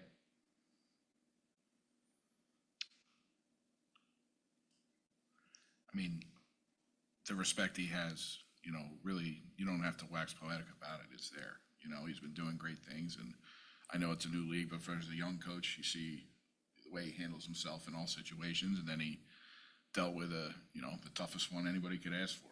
And to see him back, it makes me feel good, and I think we can all say that, but it's when you got a mentor and a guy that you respect, a competitor you respect, that's back in that chair. You can't ask for much more. You gonna take it easy on him then on the football field, or? Hey, Saturday. He knows how I feel about him. We're always going to play hard. It's a great matchup, and we always try to play hard against each other. But it's all love every 6 days a week, and even after the game, right? It's that 3 hours that the boys are settling it on the field, but it's all respect there and admiration. Gut, what does it mean to be back with these guys? Having coached for a while, it's it was tough, obviously, but to get back and see these coaches and to know that, like, and the football side is right. Like, they wanted to win. I wanted to win. We played to see who was going to win. But before and after, to talk to them about, how I was doing, what was going on, where I was at, and then to get their support after the season, I can't tell you, I shouldn't, my wife looked at me and she's like, I've been with you while you've been fighting this, and you haven't cried, and here you are having a little tear in your eye from these guys. And I was like, yeah, I know. But I've been coaching a little longer than we were married, so that wins the pressure. But it's been so special to be a part of it, and I'm glad to be back. And like Coach was saying, we'll go ahead and write out the 3 hours on Saturday, and then we'll go back to the other stuff after that. Before I reveal the results of the coaches' poll coming up here in a second, I do want to ask one thing here of you guys. Coach Clark, you can sit out of this one. Coach Clark's decided to roster a 58-year-old linebacker, guys. So my question is, if your quarterback gets sacked by this 58-year-old, what are you going to do about this, and how will they be able to live it down? We asked Josh Ehrlich about this earlier, and he had no words. He just seemed a little bit scared of the situation. This Tom Sillo guy looks like he's for real. He's more muscular than you and me combined, JB. What happens out there? How do you game plan for a 58-year-old linebacker, guys? Come on. I'll help out. He's going to play D-line. Read him. Read him. Get him in space. I don't know. It'll be fun. Great opportunity. We play him late in the year, so we'll see how long he lasts. I guess I don't know what to say. I didn't even know about that till right now. It's a unique opportunity, cool story. I think there's some value, as I said earlier. He's not a normal 58-year-old. Deadlifts 600 pounds. Recently inclined 315 for like 9 reps. But he also hasn't played football in, 40 years, right? So there's a lot that, but I think the intangibles and his life experiences, it's a pretty cool story. And I hope he can have a role on our team in some capacity, in addition to, a lot of other really, I think, good guys that are in our program. I'm looking forward to this one. None of you are over the age of 58, right? That's what even adds to this a little bit. Hope I get there. Okay, folks, we have the 2025 Landmark Conference Coaches Poll. I'm not going to give out the points, but I will give out first place votes. We'll start with number 7 and go up from there. At number 7 is Juniata. Number 6, Catholic. Number 5, Lycoming. Number 4, New Kids on the Block, WestCon. Number 3, Wilkes. Number 2 with 1 first place vote, because I believe coaches cannot vote for their own team, so you can probably do a little bit of analysis here. Moravian. And number 1, no surprise, 6 first place votes, Susquehanna.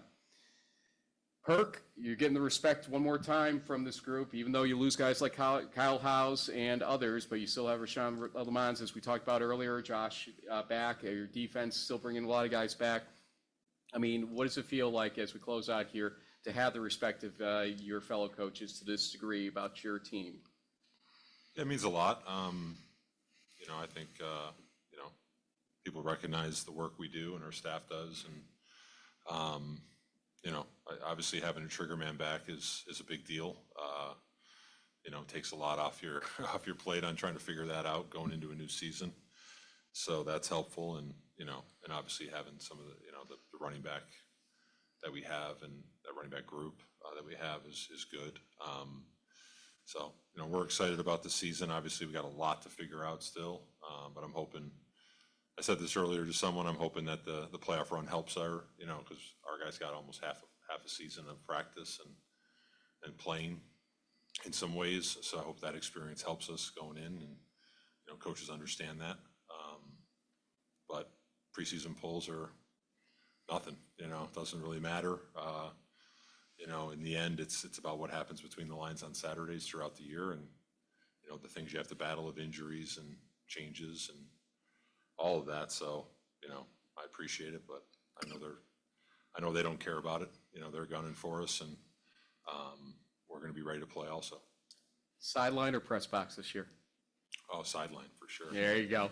No press box. Coach Long, to be number 2 and even get the first place vote, not something you would have assumed a year ago after your first season at the helm. Second season goes the way it does, and you get that level of respect. How does that feel for you? You know, obviously for the, you know, the program, it's exciting, but I think the coach just said it. It's nice to have some laurels and excitement. The guys have been working hard, but we have to go out there and earn it, right? Like we still have teams in our conference that still get, you know, Wilkes got us last year. They beat us and you know, decisive fashion in a critical game. We have to earn everything we do, right? And it's exciting, you know, it's cool, but I know the guys back home they're going to see it and say, okay, hey, we got to get to work. That's all there is to it. But it is, you know, it's fun. It's exciting for the program to get recognition. But now we want to earn our recognition on the field.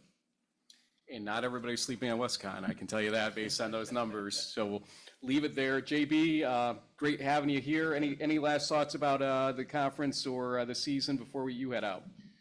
No, I think it's, you know, it's great to finally meet a lot of you guys who I've been, you know, sort of seeing through a video screen and watching, you know, on games on Saturday over the years.